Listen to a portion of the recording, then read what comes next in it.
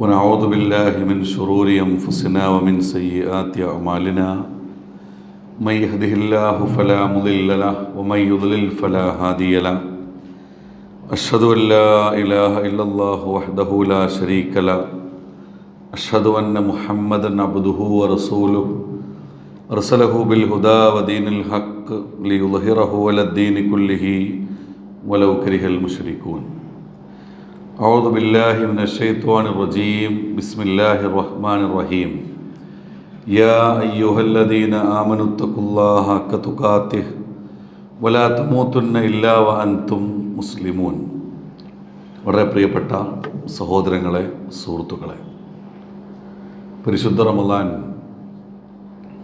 അതിൻ്റെ അവസാനത്തെ മൂന്നാമത്തെ പത്തിലേക്ക് പ്രവേശിച്ചിരിക്കുന്ന ഒരു സമയത്താണ് നമ്മൾ അള്ളാഹുവിൻ്റെ ഭവനത്തിൽ ഒരുമിച്ച് കൂടുന്നത്. അള്ളാഹു നമ്മുടെ ഈ ഒരുമിച്ച് കൂടൽ ഒരു സൽക്കർമ്മമായി സ്വീകരിക്കുമാറാകട്ടെ. റയ്യാനിലൂടെ സ്വർഗത്തിലേക്ക് എന്ന വിഷയത്തെക്കുറിച്ചാണ് കുറച്ച് സമയം നിങ്ങളുമായി സംസാരിക്കാനുള്ളത്. ഒരു വിശ്വാസി എന്ന നിലയിൽ ഒരുപാട് പ്രതിസന്ധികളിലൂടെ, പ്രയാസങ്ങളിലൂടെ മുസ്ലിം സമൂഹം കടന്നുപോകുന്ന ഒരു സാമൂഹിക അവസ്ഥയിലൂടെയാണ് നമ്മളൊക്കെ ജീവിച്ചുകൊണ്ടിരിക്കുന്നത്. നിരന്തരമായ വാർത്തകളൊന്നും നമുക്ക് സന്തോഷം നൽകുന്നതോ നമുക്ക് ആശ്വാസം നൽകുന്ന ഒന്നോ അല്ല. എന്തുകൊണ്ടാണ് ഇങ്ങനെ? മുസ്ലിം നാമധാരികൾ തന്നെ കേരളത്തിലെ പ്രധാനപ്പെട്ട ഒരുപാട് പ്രശ്നങ്ങളിൽ അവരുടെ പേരാണ് മുമ്പിലുള്ളത്. റമളാൻ കാലത്ത് പോലും സംഭവിക്കാൻ പാടില്ലാത്ത കാര്യങ്ങൾ സംഭവിക്കുന്നു. പൊതുവെ കഴിഞ്ഞ വർഷം വരെ നമ്മളൊക്കെ പ്രസംഗിക്കുമ്പോൾ സാധാരണ പറയാറുണ്ട്, റമളാൻ മാസത്തിൽ ക്രൈം റേറ്റുകൾ കുറയും എന്നാണ് പറയാം. സാധാരണ മനുഷ്യർ എല്ലാവരും തെറ്റിൽ നിന്ന് അകന്നു നിൽക്കുന്നൊരു സമയമായിരിക്കും. പക്ഷേ ഈ പ്രാവശ്യത്തെ റമളാൻ അങ്ങനെയല്ല. ഈ പ്രാവശ്യത്തെ റമളാൻ നമ്മളെ പേടിപ്പെടുത്തുന്ന, നമ്മളെ കൂടുതൽ ചിന്തിപ്പിക്കുന്ന ഒരു സാമൂഹിക സാഹചര്യമാണ് മുമ്പിലുള്ളത്. ഇന്നത്തെ ലോകത്തിൻ്റെ ഏറ്റവും വലിയ പ്രശ്നം എന്താണെന്ന് ചോദിച്ചാൽ നമുക്ക് മുന്നിൽ കാണിക്കാൻ 4 പ്രധാനപ്പെട്ട പ്രശ്നങ്ങളുണ്ട്. ഒന്ന് വൈറസാണ്. വൈറസ് ഒരിക്കലും നമ്മുടെ നിയന്ത്രണത്തിലുള്ള ഒന്നല്ല. മറ്റൊന്ന് വയലൻസാണ്. വയലൻസ് എന്ന് പറഞ്ഞാൽ അക്രമമാണ്. പിന്നെയുള്ളത് ഒന്ന് എക്സിബിഷനിസമാണ്, പ്രദർശനപരതയാണ്. മറ്റൊന്ന് എൻ്റർടൈൻമെൻറ്റാണ്, ആസ്വാദനമാണ്. ഇസ്ലാം എൻ്റർടൈൻമെൻറ്റിനെതിരല്ല. മനുഷ്യൻ്റെ ആസ്വാദനങ്ങൾ മതത്തിൻ്റെ വേലിക്കെട്ടുകൾക്കകത്ത് നിന്നുകൊണ്ട് ഉണ്ടാകണമെന്ന് ഇസ്ലാം പഠിപ്പിക്കുന്നുണ്ട്. എന്നാൽ ആസ്വാദനത്തിൻ്റെ അങ്ങേയറ്റം മനുഷ്യർ മയക്കുമരുന്നിൻ്റെ, ലഹരിയുടെ ഒക്കെ അഡിക്റ്റായി, പ്രത്യേകിച്ച് കുട്ടികളും യുവാക്കളുമൊക്കെ അങ്ങനെ മാറിക്കൊണ്ടിരിക്കുന്നൊരവസ്ഥയിലൂടെയാണ് നാം കടന്നു പോകുന്നത്. അപ്പോൾ എന്താണ് ഇതിന് പരിഹാരം? ഒരു സമൂഹത്തെ നമുക്ക് എങ്ങനെ മാറ്റിയെടുക്കാം, എവിടെ നിന്ന് നമുക്ക് പരിഹാരം നിർദ്ദേശിക്കാം എന്നതാണ് സഗൗരവം നമ്മൾ ഈ സമയത്ത് ആലോചിക്കേണ്ടത്. ഹിറ്റ്ലറിൻ്റെ നാസി പട്ടാളം ജർമ്മനിയിൽ, അതുപോലെ തന്നെ ഇറ്റലിയിലുമൊക്കെ ജൂതന്മാരെ പിടിച്ചു കൊണ്ടുപോയ സന്ദർഭങ്ങൾ ചരിത്രത്തിൽ നമുക്ക് വായിക്കാൻ കഴിയും. അങ്ങനെ ജൂതന്മാരെ പിടിച്ചു കൊണ്ടുപോകുമ്പോൾ അവർ ആ ബസ്സിനകത്ത് കൊണ്ടുപോകുന്നത് കോൺസെൻട്രേഷൻ ക്യാമ്പിലേക്കാണ്. ഏതാനും ദിവസങ്ങൾക്കുള്ളിൽ അവർ കൊല ചെയ്യപ്പെടും, അല്ലെങ്കിൽ മരണപ്പെടും. മരിക്കാനുള്ള യാത്രയാണ്. ആ മരിക്കാനുള്ള യാത്രയിൽ പോലും അവർ പരസ്പരം തല്ലുകൂടിയിരുന്നുവെന്നാണ്. അപ്പോൾ എന്താണ് അവർ ഈ മരണത്തിലേക്കുള്ള യാത്രയിൽ പോലും ബസ്സിൻ്റെ അകത്തിരുന്നു കൊണ്ട് തല്ലുകൂടാനുണ്ടായ കാരണം? അതിൻ്റെ കാരണം അവർക്ക് ബസ്സിൻ്റെ സൈഡ് സീറ്റിലിരിക്കാൻ വേണ്ടിയിട്ടാണ്. എന്ന് പറഞ്ഞാൽ അപകട സമയത്ത് പോലും മനുഷ്യൻ ആസ്വാദനത്തിന് വേണ്ടിയിട്ട് സമയം ചെലവഴിക്കും എന്നാണ്. ആസ്വദിക്കാം, എല്ലാ അർത്ഥത്തിലും ലോകത്തെ ആസ്വാദനങ്ങളിലേക്ക് കൊണ്ടുപോകാം. ഇപ്പോൾ ഇസ്ലാമിനെ തകർക്കാൻ ആധുനിക ലിബറൽവാദികൾ മുന്നോട്ട് വെക്കുന്ന പ്രധാനപ്പെട്ട ഒരു ആശയം വ്യക്തി ആസ്വാദനമാണ്. നിങ്ങൾ ആസ്വദിക്കൂ ലോകത്തെ, എന്നിട്ട് നിങ്ങളുടെ വ്യക്തിപരമായ സ്വകാര്യ രഹസ്യങ്ങൾക്കും ആസ്വാദനങ്ങൾക്കും മുന്നിൽ നിൽക്കുന്ന ആരൊക്കെയാണോ തടസ്സമായിട്ടുള്ളത് അവരെയൊക്കെ ജീവിതത്തിൽ നിന്ന് ഒഴിവാക്കുന്നതാണ്. അത് ഉമ്മയാണെങ്കിൽ ഉമ്മ, ഉപ്പയാണെങ്കിൽ ഉപ്പ, സഹോദരങ്ങളാണെങ്കിൽ അങ്ങനെ. ഇനി നിങ്ങൾ ജീവിക്കുന്ന വീട് നിങ്ങൾക്കൊരു പ്രയാസമാവുമെങ്കിൽ ആ വീട് നിങ്ങൾ ഉപേക്ഷിക്കൂ എന്നാണ്. അപ്പോൾ എത്ര അപകടകരമായ അവസ്ഥയിലാണ് ഈ വർഷത്തെ നോമ്പിനെ കേരളത്തിലെ വിശ്വാസി സമൂഹം കൊണ്ടുപോകുന്നത് എന്നത് നമ്മളൊക്കെ വസ്തുതാപരമായ ചില ആലോചനകൾക്ക് വിധേയമാക്കേണ്ടതുണ്ട്.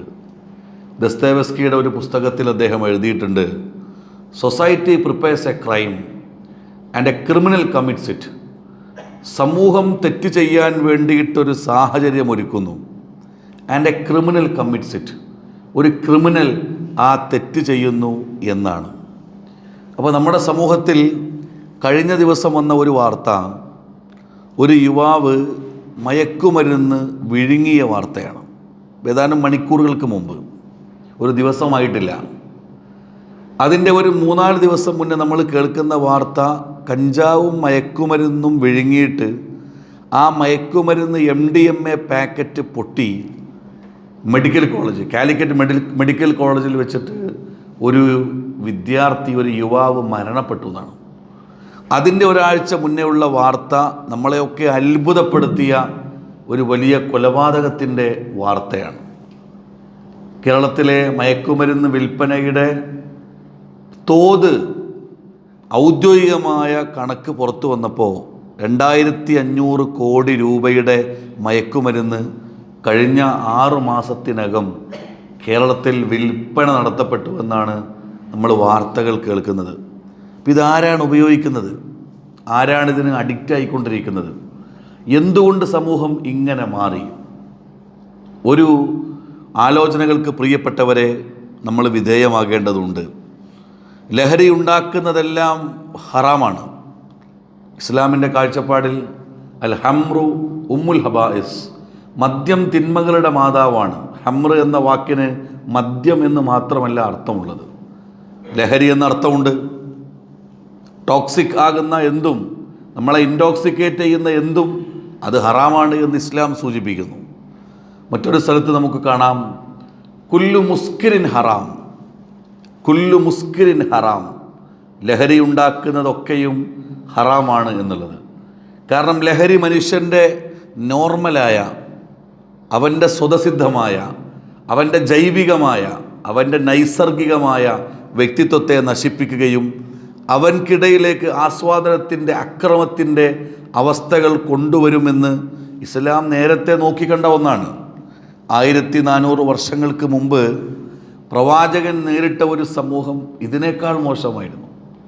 ഖുർആൻ അതിനെക്കുറിച്ച് സൂചിപ്പിക്കുന്ന ഒരു ഭാഗം, ഹുവല്ലദീ ബഅസ ഫിൽ ഉമ്മീന റസൂലൻ മിൻഹും യത്ലു അലൈഹിം ആയാതിഹി വയുസക്കീഹിം വയുഅല്ലിമുഹുൽ കിതാബ വൽ ഹിക്മ വഇൻ കാനൂ മിൻ ഖബ്ലു ലഫീ ളലാലിൻ മുബീൻ എന്നാണ്.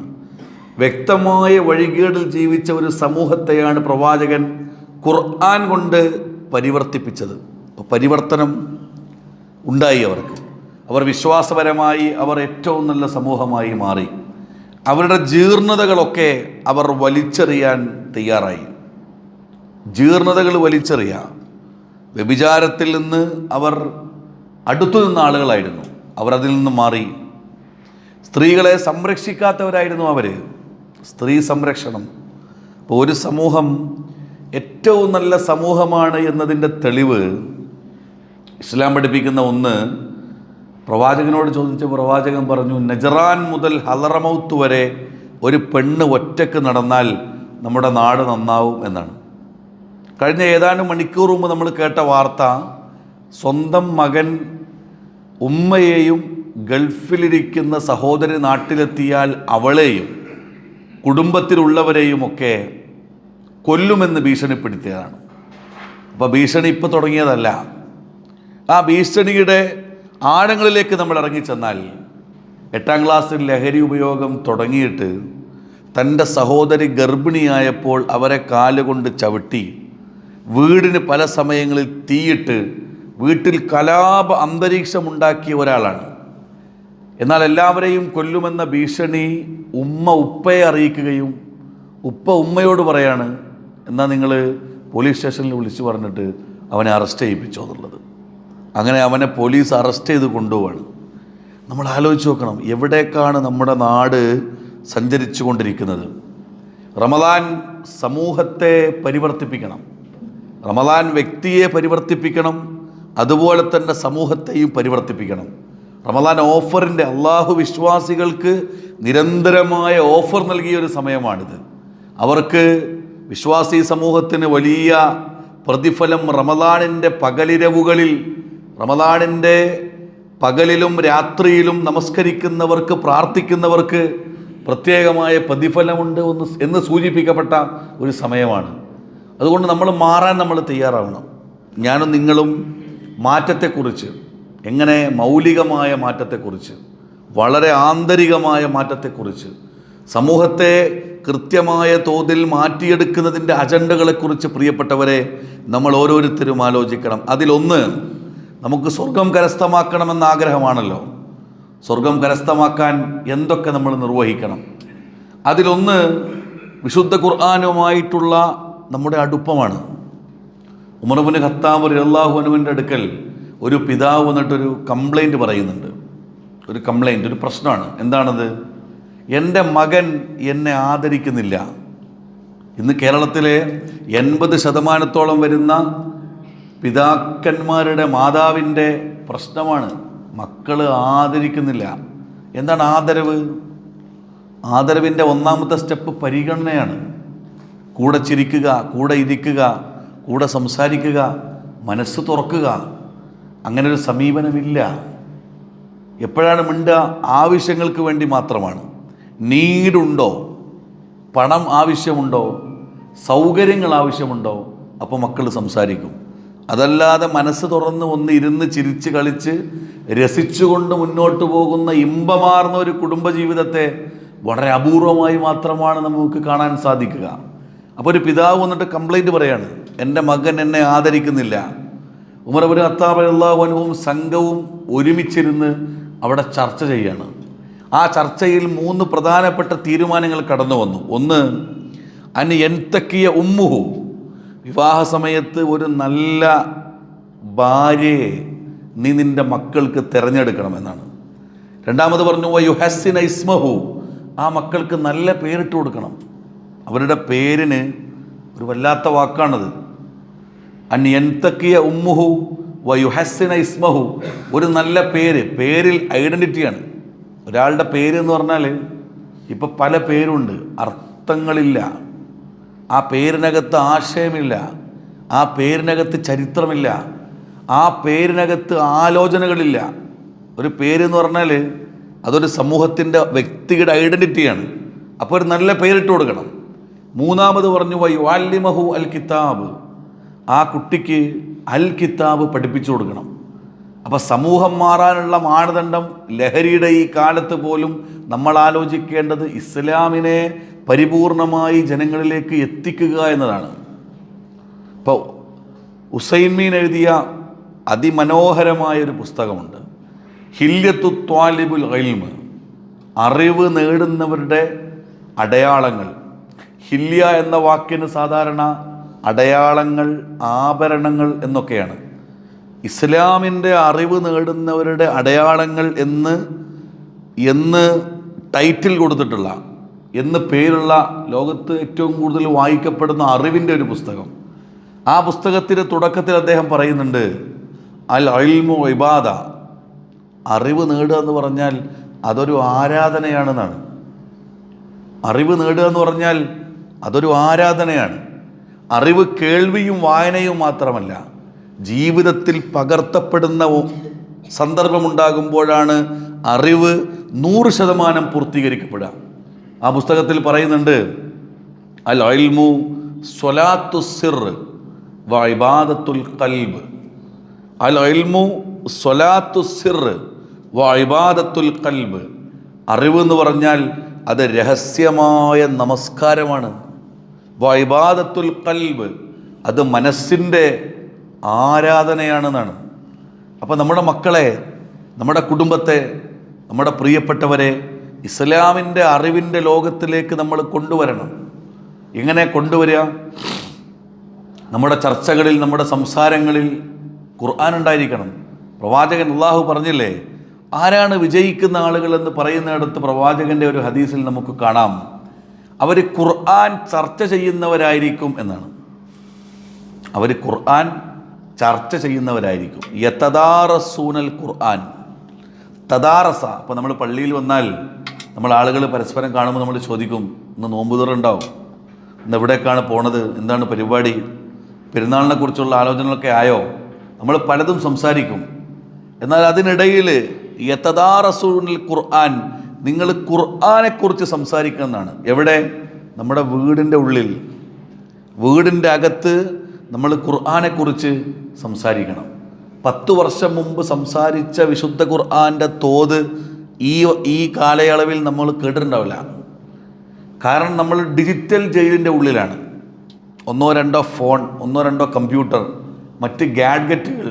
ആ ഗാഡ്ഗറ്റുകൾ നോക്കിയിട്ട് അതിൻ്റെ ഇടയിലാണ് നമുക്ക് സമയമുള്ളത്, മറ്റ് സമയങ്ങളില്ല. Digital jail. ഒരു സൈക്കോളജിസ്റ്റ് വളരെ അടുത്ത് എഴുതിയ ഒരു ലേഖനത്തിൽ പറയുന്നുണ്ട്, ഡിജിറ്റൽ ജയിലിൻ്റെ അകത്ത് നമ്മൾ ജീവിച്ചുകൊണ്ടിരിക്കുകയാണ്. നമ്മുടെ ജീവിതം കയ്യും കാലുമില്ലാത്ത ചില ഉപകരണങ്ങൾ, ചിന്തയില്ലാത്ത ചില ഉപകരണങ്ങൾക്ക് ഇടയിലൂടെ നമ്മുടെ ജീവിതം നമ്മൾ ജീവിച്ച് തീർക്കുകയാണ്. എന്നാൽ നമ്മളൊന്ന് ശരിക്കും തിരിച്ചാലോചിച്ച് നോക്കൂ. മതത്തോടുള്ള നമ്മുടെ സമയം, മതം പഠിക്കാനുള്ള നമ്മുടെ സാഹചര്യങ്ങൾ, ദീനിനോടുള്ള നമ്മുടെ പ്രതിബദ്ധത എത്രയുണ്ട് എന്ന ആലോചന പ്രിയപ്പെട്ടവരെ നമ്മളൊക്കെ നിർവഹിക്കേണ്ടതുണ്ട്. അതുകൊണ്ട് നമ്മൾ ഖുർആനിലേക്ക് നമ്മൾ കൂടുതൽ ഇറങ്ങിച്ചില്ല. 30 ദിവസത്തെ റമദാൻ കൊണ്ട് നമ്മൾ ഖുർആനെ നമുക്ക് ഓതി തീർക്കാൻ പറ്റും. പക്ഷേ എനിക്ക് ഉറപ്പാണ്, അതിൻ്റെ ആശയ തലങ്ങളിലേക്ക് ഇറങ്ങിച്ചെന്ന് നമുക്ക് സമ്പൂർണ്ണമായി പഠിച്ചെടുക്കാൻ കഴിയില്ല. ഖുർആൻ ഒരു ലോകത്ത് ഒരാളും ഖുർആൻ എനിക്ക് മുഴുവൻ പഠിച്ചു മനഃപ്പാഠമായി മടുത്തു എന്ന് എഴുതിയിട്ടില്ല. എത്ര കാലമായി? 21-ാം നൂറ്റാണ്ട് വരെ ജീവിച്ച ലോക ദാർശനികരുടെ ബൗദ്ധികമായ സമ്പത്ത് നമ്മൾ അവർ എഴുതി വെച്ചത് വായിച്ചു നോക്കിയാൽ ഖുർആൻ എനിക്ക് വായിച്ച് മടുത്തിട്ടുണ്ട് എന്ന് ലോകത്തൊരാൾ എഴുതൂല. എന്താ കാരണം? ഓരോ കാലത്തിനനുസരിച്ചുമുള്ള ആശയ ലോകങ്ങൾ അള്ളാഹു ഖുർആനിൽ സമർപ്പിച്ചിട്ടുണ്ട്. അതാണ് ഖുർആൻ്റെ പ്രത്യേകത. അത് ഒരു കാലത്തിന് മാത്രം പരിമിതമല്ല, അത് സർവ്വകാലങ്ങളിലേക്കുമുള്ള ഒന്നാണ്. ഇപ്പോൾ നമ്മൾ മയക്കുമരുന്നിനെ കുറിച്ച് സംസാരിക്കുന്നു. ലോകത്ത് ഏറ്റവും കൂടുതൽ മയക്കുമരുന്ന് ഉപയോഗിച്ച ഒരു വിശ്വപ്രതിഭയാണ് മാൽക്കം എക്സ്. ആഫ്രോ അമേരിക്കൻ വിപ്ലവ പോരാളി, കറുത്തവർഗക്കാർക്കെതിരെ കറുത്തവർഗക്കാരുടെ അവകാശങ്ങൾക്ക് വേണ്ടിയിട്ട് ശക്തമായി ശബ്ദിച്ച ആൾ. കറുപ്പ് എന്നത്, അദ്ദേഹം ജയിലിലകപ്പെടുന്ന സമയത്ത് അദ്ദേഹത്തിൻ്റെ കയ്യിൽ ഒരു ഡിക്ഷണറി കിട്ടുന്നുണ്ട്. ആ ഡിക്ഷണറിയിൽ കറുപ്പ് തിന്മയോടും കറുപ്പ് വൃത്തികേടിനോടും ചേർന്ന് നിൽക്കുകയും വെളിച്ചം അറിവിനോടുമൊക്കെ ചേർന്ന് നിൽക്കുമ്പോൾ അദ്ദേഹത്തിൻ്റെ മനസ്സിൽ ഒരുപാട് ചോദ്യങ്ങൾ വരുന്നുണ്ട്. അദ്ദേഹത്തിൻ്റെ ജീവിതത്തിൻ്റെ ഒരു വലിയ ഭാഗം കഴിഞ്ഞിട്ടാണ് അദ്ദേഹം ഇസ്ലാമിലേക്ക് കടന്നു വരുന്നത്. മാൽക്കം എക്സ് കൊക്കൈൻ ഉപയോഗിച്ച ആളായിരുന്നു. മാൽക്കം എക്സ് ഹെറോയിൻ ഉപയോഗിച്ച ആളായിരുന്നു. അതുപോലെ അക്കാലത്ത് മാർക്കറ്റിൽ അവൈലബിളായ ഏറ്റവും വിലപിടിപ്പുള്ള മയക്കുമരുന്ന് ഉപയോഗിച്ച ഒരാളായിരുന്നു അദ്ദേഹം. പക്ഷേ അദ്ദേഹം ഇസ്ലാമിൻ്റെ തീരത്തേക്ക് കടന്നു വന്നപ്പോൾ അദ്ദേഹം യഥാർത്ഥ വിശ്വാസിയായി മാറി. ആരെയും ഭയമില്ലാത്ത ഒരാളായിട്ട് മാറി. ലോകത്തെ ഏറ്റവും കൂടുതൽ കേൾവിക്കാരുള്ള പ്രഭാഷകനായിട്ട് മാറി. ഒരു വിപ്ലവകാരിയായിട്ട് മാറി. അദ്ദേഹം പ്രസംഗിച്ചു കൊണ്ടിരിക്കുമ്പോൾ വെടിയേറ്റ് മരിക്കപ്പെടേണ്ട അവസ്ഥയുണ്ടായി അദ്ദേഹത്തിന്. അദ്ദേഹത്തിൻ്റെ ആത്മകഥ അദ്ദേഹത്തിൽ നിന്ന് എഴുതിയെടുക്കുന്നത് അലക്സ് ഹാലിയാണ്. അലക്സ് ഹാലിയ ആത്മകഥയുടെ അവസാനത്തിൽ പറയുന്നുണ്ട്, ഈ എഴുത്തും ഈ ജീവിതവും ഇവിടെ അവസാനിക്കുന്നില്ല. ചരിത്രമുള്ള കാലത്തോളം വായിക്കുന്നൊരു സമൂഹമുള്ള കാലത്തോളം മാൽക്കം എക്സ് ചരിത്രത്തിൽ അങ്ങനെ വായിക്കപ്പെട്ടുകൊണ്ടിരിക്കും. ആവർത്തിച്ച് വായിക്കപ്പെട്ടുകൊണ്ടിരിക്കുന്ന ഒരു വ്യക്തി ജീവിതമായിരിക്കും മാൽക്കം എക്സിൻ്റെ ജീവിതമെന്നാണ്. അപ്പോൾ എന്താണ് ഇതിൻ്റെ കാരണം? അദ്ദേഹം ഒരുപാട് കാലം തിന്മയുടെ വക്താവായി, ലഹരിയുടെ വക്താവായി ജീവിച്ച ആളാണ്. പക്ഷെ പിന്നീടുള്ള കാലം അതിനെതിരെയുള്ള ആശയ സമരത്തിൻ്റെ, എന്ന് പറഞ്ഞാൽ ലോകത്തുള്ള സംഘടിതമായ അധാർമിക മുന്നേറ്റങ്ങൾക്കെതിരെ തൻ്റെ വാക്കുകൊണ്ട്, തൻ്റെ നാവ് കൊണ്ട് പ്രതികരിക്കാൻ വളരെ സമുജ്വലമായി കടന്നു വന്ന വ്യക്തിത്വമാണ് അദ്ദേഹം. എല്ലാ ലഹരിയും ഉപേക്ഷിച്ചു. അവസാനം അദ്ദേഹം ഇസ്ലാമിനെ ലോകത്തിൻ്റെ മുമ്പിൽ സമർപ്പിക്കാൻ വേണ്ടിയിട്ട് അദ്ദേഹം കടന്നു വരികയാണ്. ഞാൻ പറയുന്നത്, മനുഷ്യജീവിതം ഇങ്ങനെയാണ്. നമ്മൾ അള്ളാഹുവിനെ, ഇസ്ലാമിനെ, ഖുർആനിനെ മനസ്സിലാക്കുമ്പോൾ നമ്മുടെ ജീവിതത്തിൽ പരിവർത്തനങ്ങൾ ഉണ്ടാകും. നമ്മൾ ആലോചിച്ച് നോക്കൂ, അങ്ങനെയാണ്. അതുകൊണ്ട് റമദാൻ ഖുർആനിൻ്റെ ഒരു മാസമാണ്. ഖുർആൻ്റെ ഇറക്കത്തെക്കുറിച്ച് നമ്മൾ ആലോചിച്ച് നോക്കൂ. അള്ളാഹു നമുക്ക് നൽകിയ ഏറ്റവും വലിയ സമ്മാനം നൂറുൻ അലാ നൂർ, ഫുർഖാൻ, നൂറായ ഫുർഖാനായ, നമുക്ക് ഹുദയായ ഈ വേദഗ്രന്ഥത്തെ നമ്മൾ എത്ര അറിഞ്ഞ് അനുഭവിച്ചിട്ടുണ്ട് എന്ന ഒരു ആലോചന. നമുക്ക് സ്വർഗത്തിൽ പോകണമല്ലോ, സ്വർഗത്തിൽ പോകണം. നമ്മൾ മരണത്തെക്കുറിച്ച് ആലോചിക്കുമ്പോൾ സാധാരണ പറയാറുണ്ട്, there is only one psychological question in this world, what is death? ലോകത്ത് ഏറ്റവും വലിയ മനഃശാസ്ത്രപരമായ ഒരു ചോദ്യം എന്താണ് മരണം എന്നുള്ളതാണ്. വലിയൊരു ചോദ്യമാണത്. അതിന് കൃത്യമായ ഉത്തരം കൊടുക്കുന്ന വേദഗ്രന്ഥം വിശുദ്ധ ഖുർആനാണ്. നിങ്ങൾക്കൊരു മരണമുണ്ട്.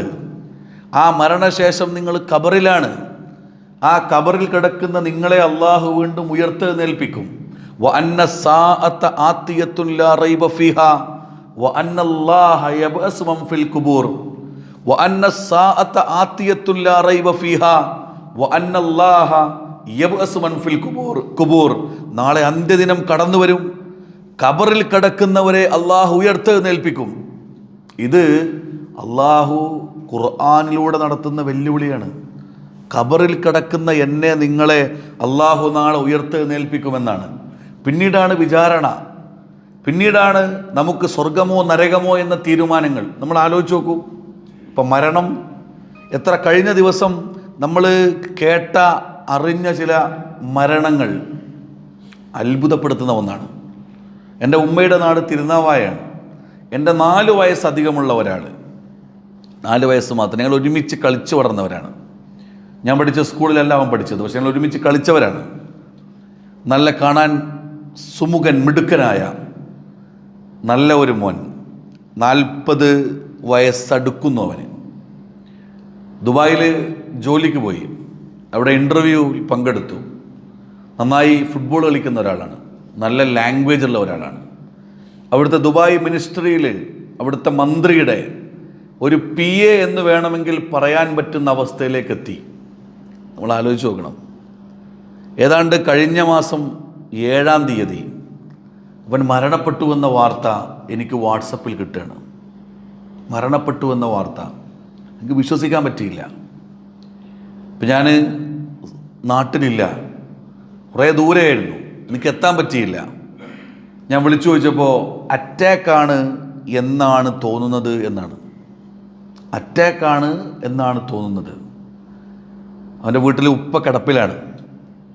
ഇവന് ലിഗ്മെൻറ്റിന് ഓപ്പറേഷൻ കഴിഞ്ഞിട്ട് ആ പ്രയാസങ്ങൾ ഉള്ള അവനെ വീട്ടിൽ ആക്കിയിട്ട് ജ്യേഷ്ഠൻ പുറത്തേക്ക് സാധനം വാങ്ങാൻ വേണ്ടി പോയതാണ്. പോകുന്ന ജ്യേഷ്ഠൻ 5 മിനിറ്റ് കൊണ്ട് ഈ വീട്ടിൽ നിന്ന് വേറൊരാൾ വിളിക്കുകയാണ്, ഇതാ നമ്മൾ കാക്ക കുഴഞ്ഞു വീണ്ടുണ്ടെന്ന്. തിരിച്ചു വന്ന് ഇവനെ എടുത്ത് കൊണ്ടുപോകുമ്പോൾ ഇവന് ശ്വാസമില്ല. നേരെ ഹോസ്പിറ്റലിൽ കൊണ്ടുപോയി ടെസ്റ്റൊക്കെ നടത്തുന്നതിന് മുമ്പ് ഇവൻ മരണപ്പെട്ടിട്ടുണ്ട്. ഇന്നലെ രാത്രി തിരൂരിലൊരു പ്രോഗ്രാം കഴിഞ്ഞ് ഞാൻ എൻ്റെ ഉമ്മയുടെ വീട്ടിലേക്ക് പോകുന്ന വഴി ഇവൻ്റെ വീട്ടിൽ കയറി. ഇപ്പോൾ 2 വലിയ വീടുകളുണ്ട്. ഇവൻ ഗൾഫിൽ പോയിട്ടുണ്ടാക്കിയതാണ്. ഇവൻ്റെ ഉമ്മ വന്ന് വാതിൽ തുറന്ന് എന്നെ കണ്ടപ്പോഴേക്ക് വലിയ പ്രയാസമായി. കാരണം ഞങ്ങൾ ഒരുമിച്ച് കളിച്ച് വളർന്നവരാണ്. അത് കഴിഞ്ഞ് ഇവൻ്റെ ജ്യേഷ്ഠൻ്റെ അരികിലേക്ക് വന്നു. ഞങ്ങളിരുന്ന് എത്രയോ മിനിറ്റുകൾ സംസാരിച്ചു. അപ്പോൾ 3 കുട്ടികൾ ഞങ്ങളുടെ അടുക്കലേക്ക് ഓടി വന്നു. അവരെ ബാക്കിൽ 2 കുട്ടികൾ വന്നു. ആദ്യം ഓടി വന്ന കുട്ടികൾ ഇവൻ്റെ മക്കളാണ്.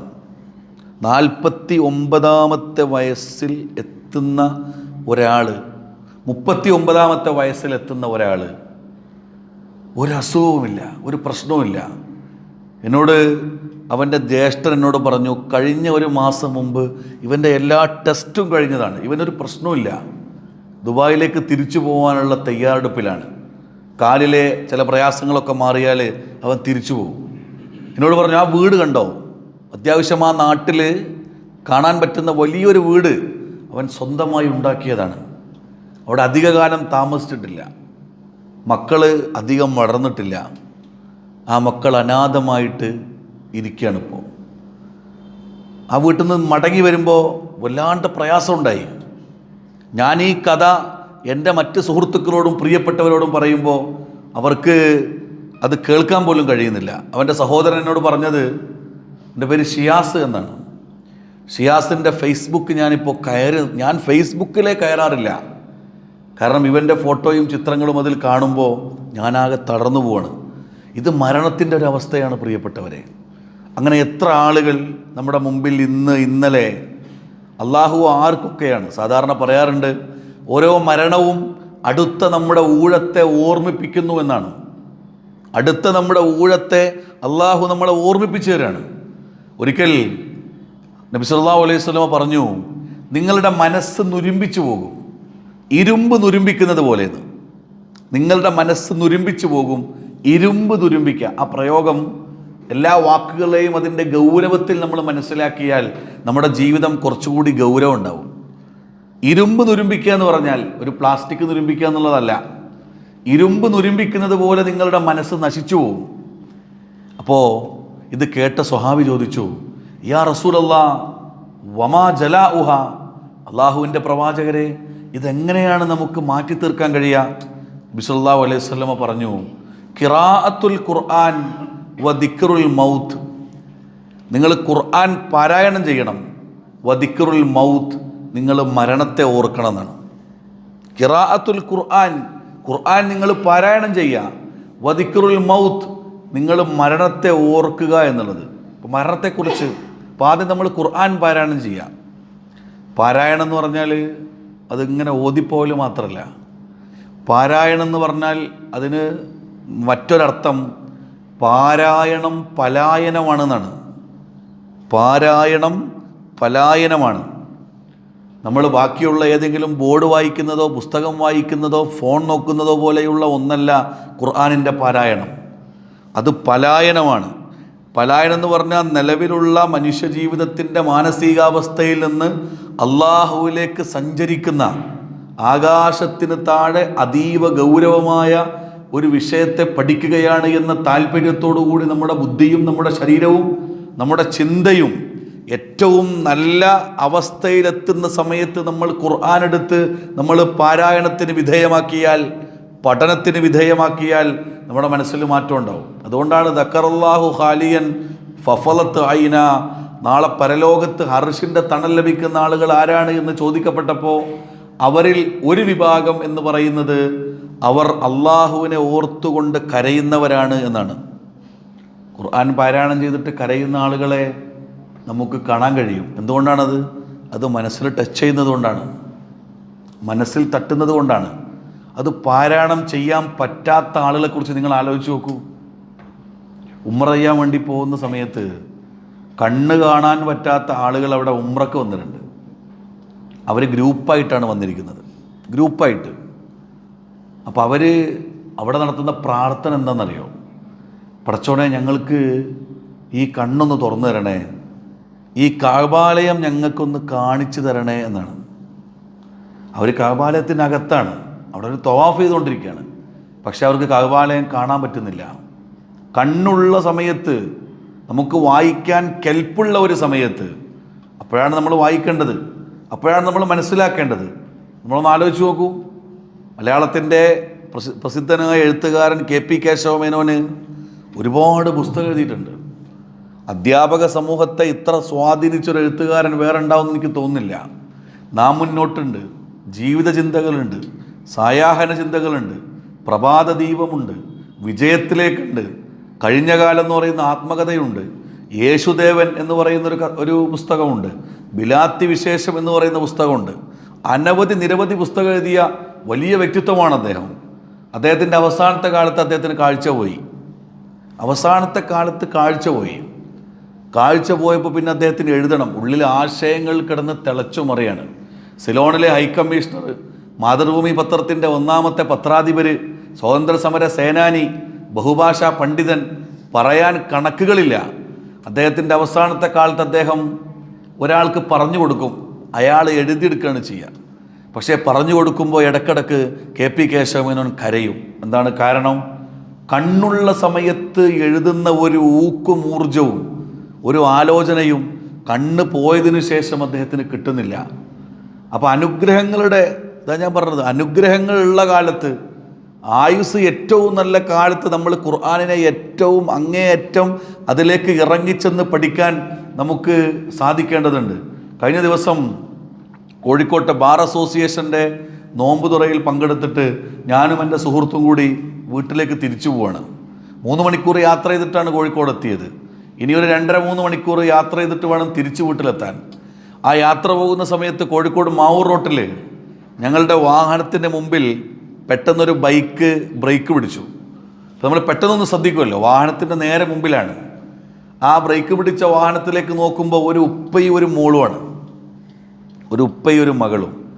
ആ മകളിങ്ങനെ ഒരു വല്ലാത്ത രൂപത്തിൽ ഉപ്പയെ ചാരിയിരിക്കുകയാണ്. അപ്പോൾ നമ്മൾ കുറച്ചും കൂടി ശ്രദ്ധയോടുകൂടി നോക്കിയപ്പോൾ ആ മകളുടെ 2 കാലും മുറിഞ്ഞു പോയിട്ടുണ്ട്. ഒരു സ്റ്റീലിൻ്റെ കമ്പി ഇട്ടിട്ട് 2 കാലിലും സ്റ്റീലിൻ്റെ കമ്പിയാണ്. ഇതിട്ടുകൊണ്ടാണ് മകള് ബാക്കിലിരിക്കുന്നത്. അപ്പോൾ ഉപ്പയെ ഇങ്ങനെ ചാരി ഒട്ടി ഇങ്ങനെ വല്ലാണ്ട് അമർത്തി കൈകൊണ്ട് പിടിച്ചിട്ട് ഈ 2 കാലുകളും ഇങ്ങനെ അഡ്ജസ്റ്റ് ചെയ്ത് വെച്ചിരിക്കുകയാണ്.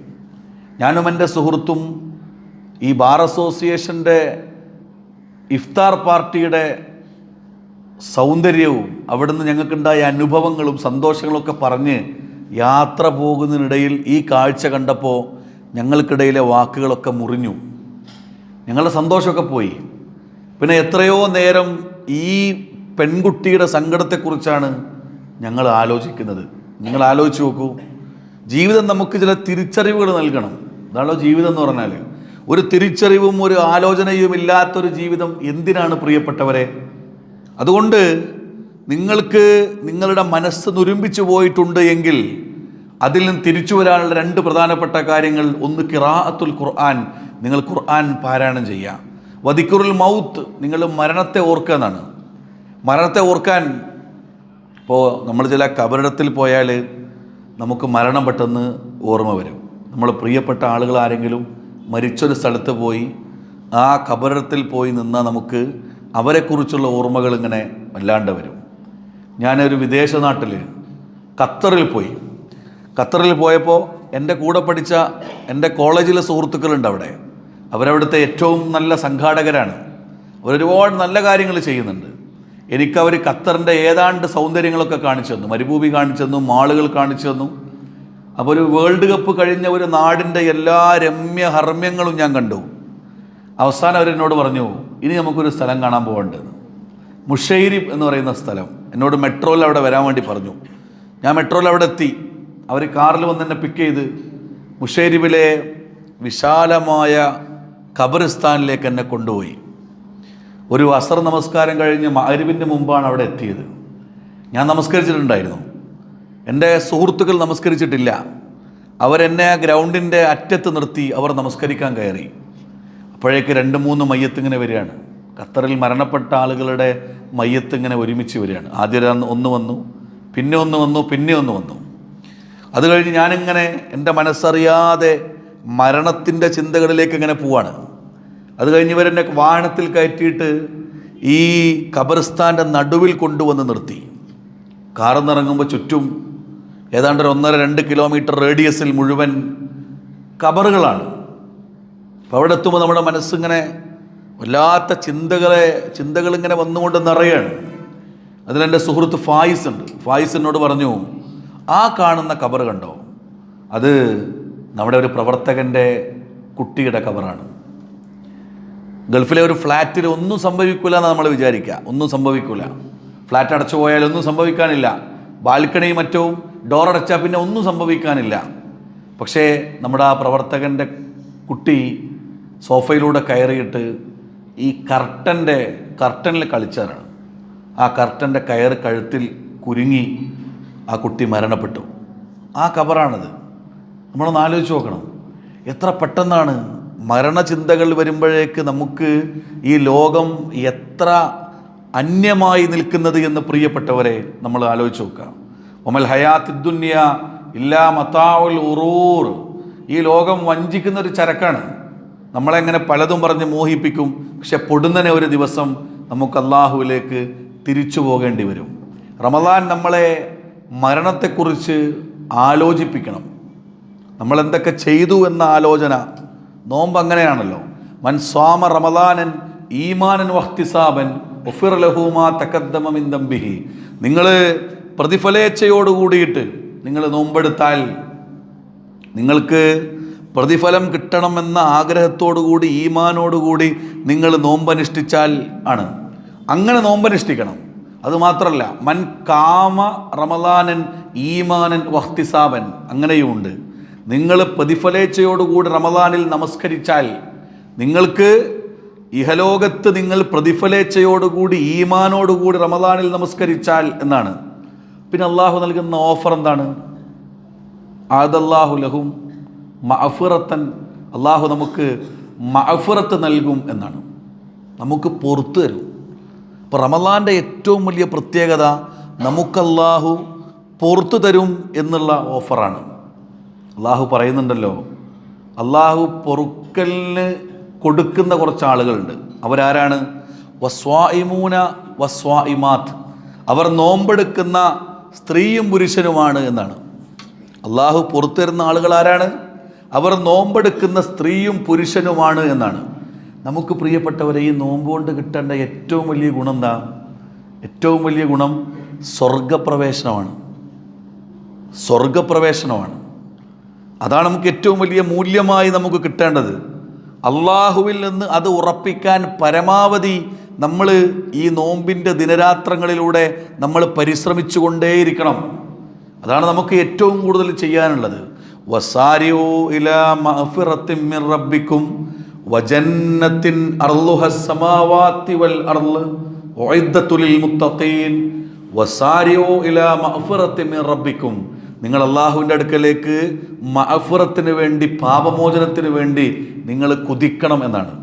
നമ്മൾ ഹദീസുകളൊക്കെ പരിശോധിച്ചാൽ രണ്ട് വാക്കുകൾ നമ്മളെ സ്വാധീനിക്കുന്ന വാക്കുകളാണ്. ഒന്ന് സാരിഊ എന്നാണ്, മറ്റൊരു വാക്ക് സാബിഖൂ എന്നാണ്. സാരിഊ എന്ന് പറഞ്ഞാൽ എന്താണ്? സാരിഊ എന്ന് പറഞ്ഞാൽ നിങ്ങൾ കുതിക്കണം എന്നാണ്. നിങ്ങൾ പെട്ടെന്ന്, കാരണം ആളുകൾക്ക് ജീവിതത്തിൽ തെറ്റ് സംഭവിക്കും, പ്രയാസങ്ങൾ സംഭവിക്കും. കൈകൾ കൊണ്ട്, കാലുകൾ കൊണ്ട്, സമ്പത്ത് കൊണ്ട്, ആരോഗ്യം കൊണ്ട്, സമയം കൊണ്ടൊക്കെ നമ്മൾ തെറ്റ് ചെയ്തിട്ടുണ്ടാവും. അപ്പോൾ ആ തെറ്റിൽ നിന്ന് മോചിക്കപ്പെടാൻ നിങ്ങൾ അള്ളാഹുവിലേക്ക് പാപമോചന പ്രാർത്ഥനകൾ നടത്തണം എന്ന് ഇസ്ലാം നമ്മളെ പഠിപ്പിക്കുകയാണ്. എന്നാൽ സാബിഖൂ എന്ന് പറഞ്ഞാൽ എന്താ? നിങ്ങൾ മറ്റുള്ളവരെ പുറകിലാക്കിയിട്ട് നിങ്ങൾ മുന്നേറണം എന്നാണ്. സ്വർഗത്തിലേക്ക് മറ്റുള്ളവരെ പുറകിലാക്കിയിട്ട് നിങ്ങൾ സ്വർഗത്തിലേക്ക് മുന്നേറണം എന്നാണ്. നിങ്ങൾ ആലോചിച്ച് നോക്കൂ. എൻ്റെ ഒരു സുഹൃത്തിൻ്റെ ഉമ്മ മരണപ്പെട്ടു.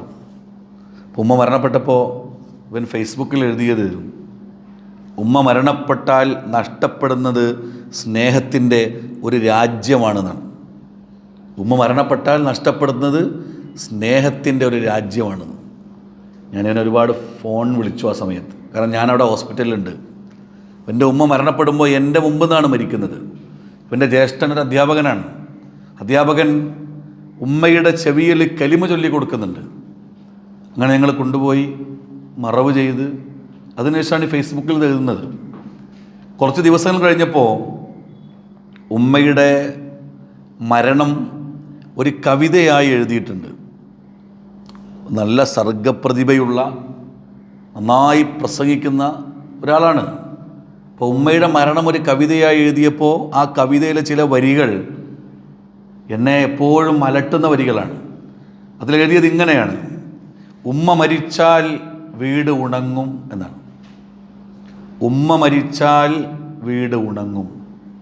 എറണാകുളത്തെ നമ്മുടെ പ്രിയപ്പെട്ട സുഹൃത്തിൻ്റെ ഉമ്മ കഴിഞ്ഞ മാസങ്ങളിലാണ് മരണപ്പെട്ടത്. അപ്പോൾ അതിന് ശേഷമാണ് പിന്നെ വീടുണ്ടാക്കി അതിലേക്ക് എല്ലാവരും മാറിയത്. അപ്പോൾ അതിനിടയിൽ ഉമ്മ മരണപ്പെട്ടപ്പോൾ ഒരു യാത്രയിൽ എന്നെ കണ്ടപ്പോൾ പറഞ്ഞു, ഉമ്മ പോയതോട് കൂടിയിട്ട് എല്ലാം പോയി, ആ വലിയ സന്തോഷം പോയി. പിന്നുള്ളത് ചെറിയ ചെറിയ സന്തോഷങ്ങളാണ്. വല്ലാത്തൊരു സംസാരമായിരുന്നു അത്. ഉമ്മ പോയപ്പോൾ ജീവിതത്തിൻ്റെ വലിയൊരു സന്തോഷം പോയി എന്നാണ്. എൻ്റെ ഈ സുഹൃത്ത് ഉമ്മ മരിച്ചിട്ട് 2 ആഴ്ച കഴിഞ്ഞപ്പോൾ ഒരു കവിത എഴുതുകയാണ്. ഉമ്മ മരിച്ചാൽ വീട് ഉണങ്ങും.